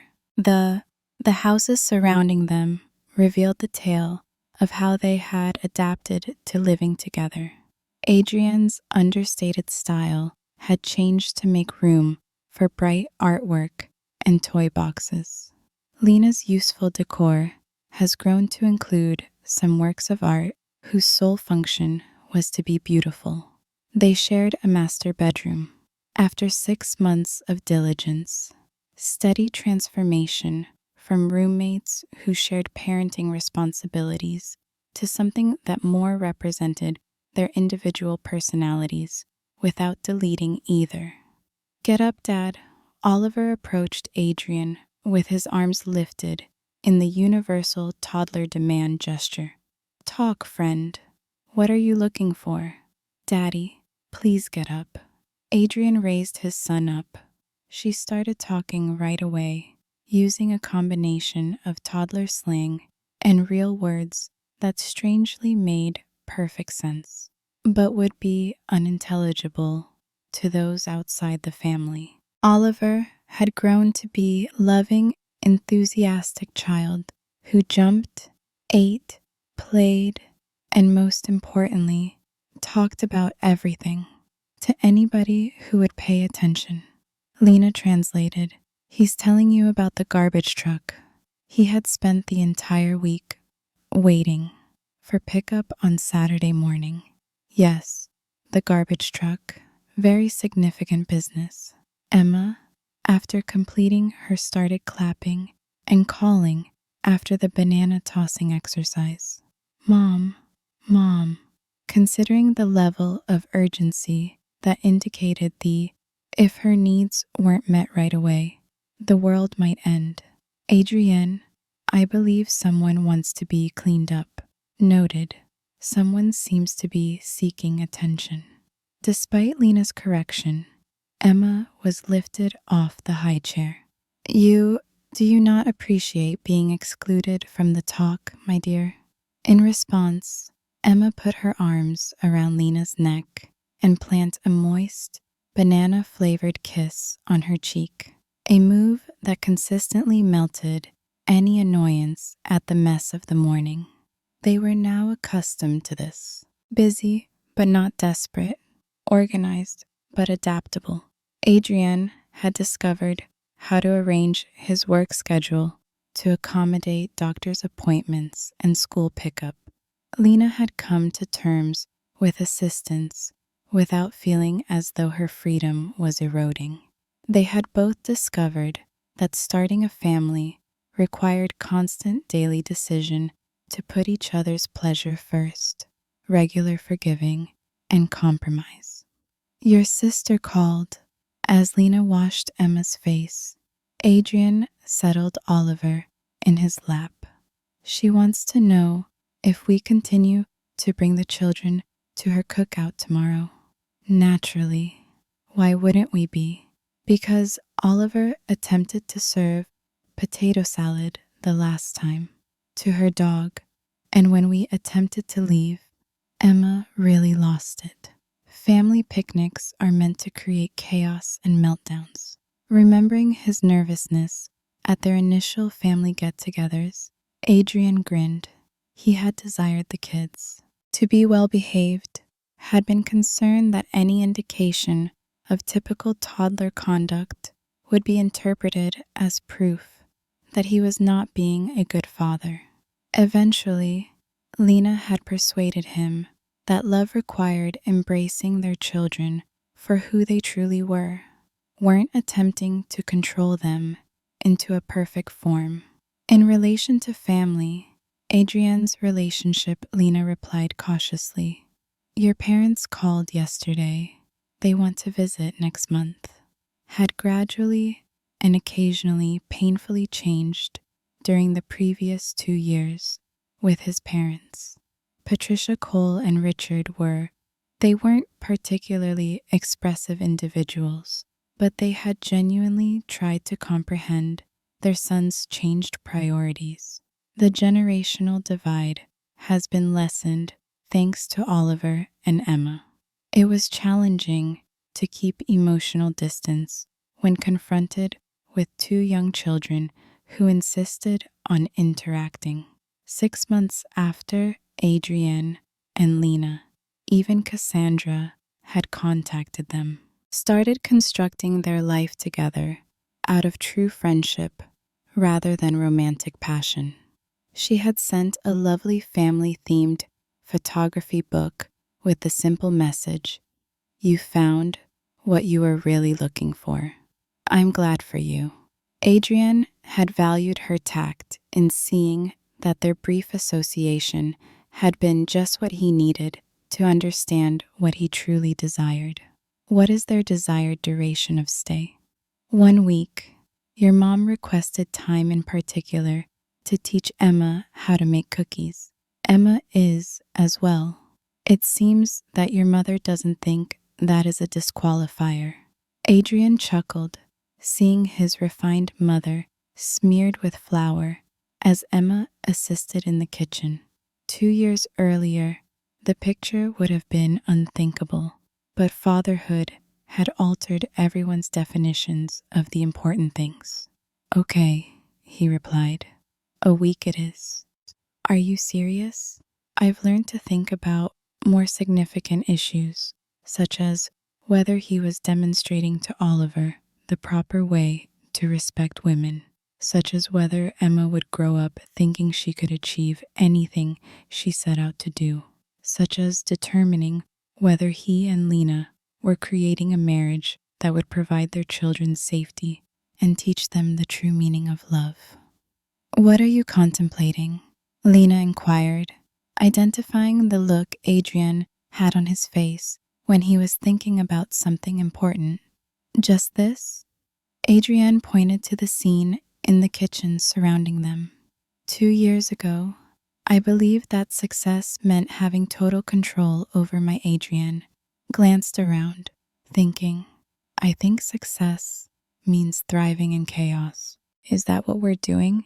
Emma is playing with measuring spoons and chattering cheerfully in the room, while Oliver is creating intricate constructions with wooden blocks, with Lena navigating everything with the kind of skillful elegance that made everything seem doable. I believe we are, he remarked, even though it shouldn't be. The park visit was everything Adrian had come to anticipate from family vacations with young children. Fun and draining, and Oliver went to the playground as if he were doing scientific research, examining each component in equal amount of equipment in a meticulous manner. Emma befriended every youngster she met, enchanting parents, and Lena lay a blanket beneath an oak tree as Adrian showed off her surprising vocabulary and kind smiles to both siblings. As he did every weekend, he pushed both kids on the baby swings and marveled at the delight they could bring. Oliver yelled out, "Daddy, higher," and Emma added, "M swing." It was so easy. "Higher and faster," Adrian affirmed, not to be surpassed by her brother's straightforward communication. The too crucial, Lena watched her family with a level of contentment she had never experienced before, thanks to the blanket's desires of childhood. Adrian had become the father she had thought he may be during those first lonely months of motherhood. But hadn't ventured to anticipate, present, patient, and utterly fascinated by the little things about their kids' growth. But more than that, he had developed into a true partner, someone who could manage a toddler meltdown, in addition to sharing the good times, the supermarket without becoming alarmed, and who could recall which tunes put Emma to sleep during her teething period. "Mama, I see, sweetie," Emma cried out from the swing after spotting a dog strolling by the playground. Oliver repeated, "Doggy." At the age of 2, he was certain that any Adrienne picked up both kids from the swings and led them toward a word Emma thought was significant. The blanket, where they started examining the refreshments Lena had brought right away. Observing them exchange crackers, Adrian shared Oliver's sensation of awe as he delicately broke his in half to give Emma the larger piece, frequently regarding the young children they were parenting. "They're going to be okay," he murmured softly, taking a seat next to "more than okay," Lena said, sitting on the blanket. "They're going to be extraordinary." Not due to anything. One of the most challenging challenges of parenthood was learning to do so because of who they are. Recognize their kids as unique individuals rather than as mirror images of their parents' aspirations and anxieties. Oliver's cautious, Emma's audacious curiosity and nature were traits to be fostered rather than issues to be resolved. Do you often wonder what if you hadn't seen me that day? What may have happened? If you had simply driven by without realizing, Lena inquired. "I believe I would have figured it out eventually," Adrian said, giving the subject careful thought. "Perhaps not as fast, and perhaps not in time to participate in their formative years. But I believe a part of me was always aware that the life I was, for someone who spent a year believing he didn't want children, you sound extremely confident. Life wasn't complete. I wasn't certain that I didn't want kids, but I was certain that I wouldn't be a good father." Adrian then glanced at Emma, who was attempting to feed crackers to a nearby squirrel, and Oliver, who was, "Now, I am aware that being able to braid grass with the severe focus of someone doing delicate surgery." The afternoon stretched languidly. Being bad at something does not mean that you cannot learn to be good at it. The sounds of children playing and the warm weight of sunlight through oak leaves surrounded them. Families were scattered over the park. Some were chasing bigger kids on bikes, while others were struggling with identical toddler dynamics. Lena remarked, "I was offered a promotion. I was walking babies in strollers who still slept through most outdoor adventures." The words came out quickly, as though she had been holding them back. What type of promotion? Regional Adrienne turned to face the communications director, who would be in charge of 3 distinct hospitals' communications divisions. "Completely. That's fantastic. It's just what you wanted. It would also require additional travel, perhaps 1 week per. You don't need to worry about childcare or logistics. We'll sort it out in a month." Through weekend work sessions, emergency meetings, and foreign conferences, Lena, you have helped me advance my profession. Of sure, I'll support yours. We may need to hire a nanny to provide backup kid care. Lena looked at his face and said, You have to handle bedtime routines alone sometimes. Then I handle bedtime routines alone, searching for indications of the hesitation or animosity she had come to recognize in partnerships. But Adrienne's expression was enthusiastic about her job and truly supportive, not merely ready to make accommodations for it. When I realized that your success has made it so easy to share domestic responsibilities, she asked.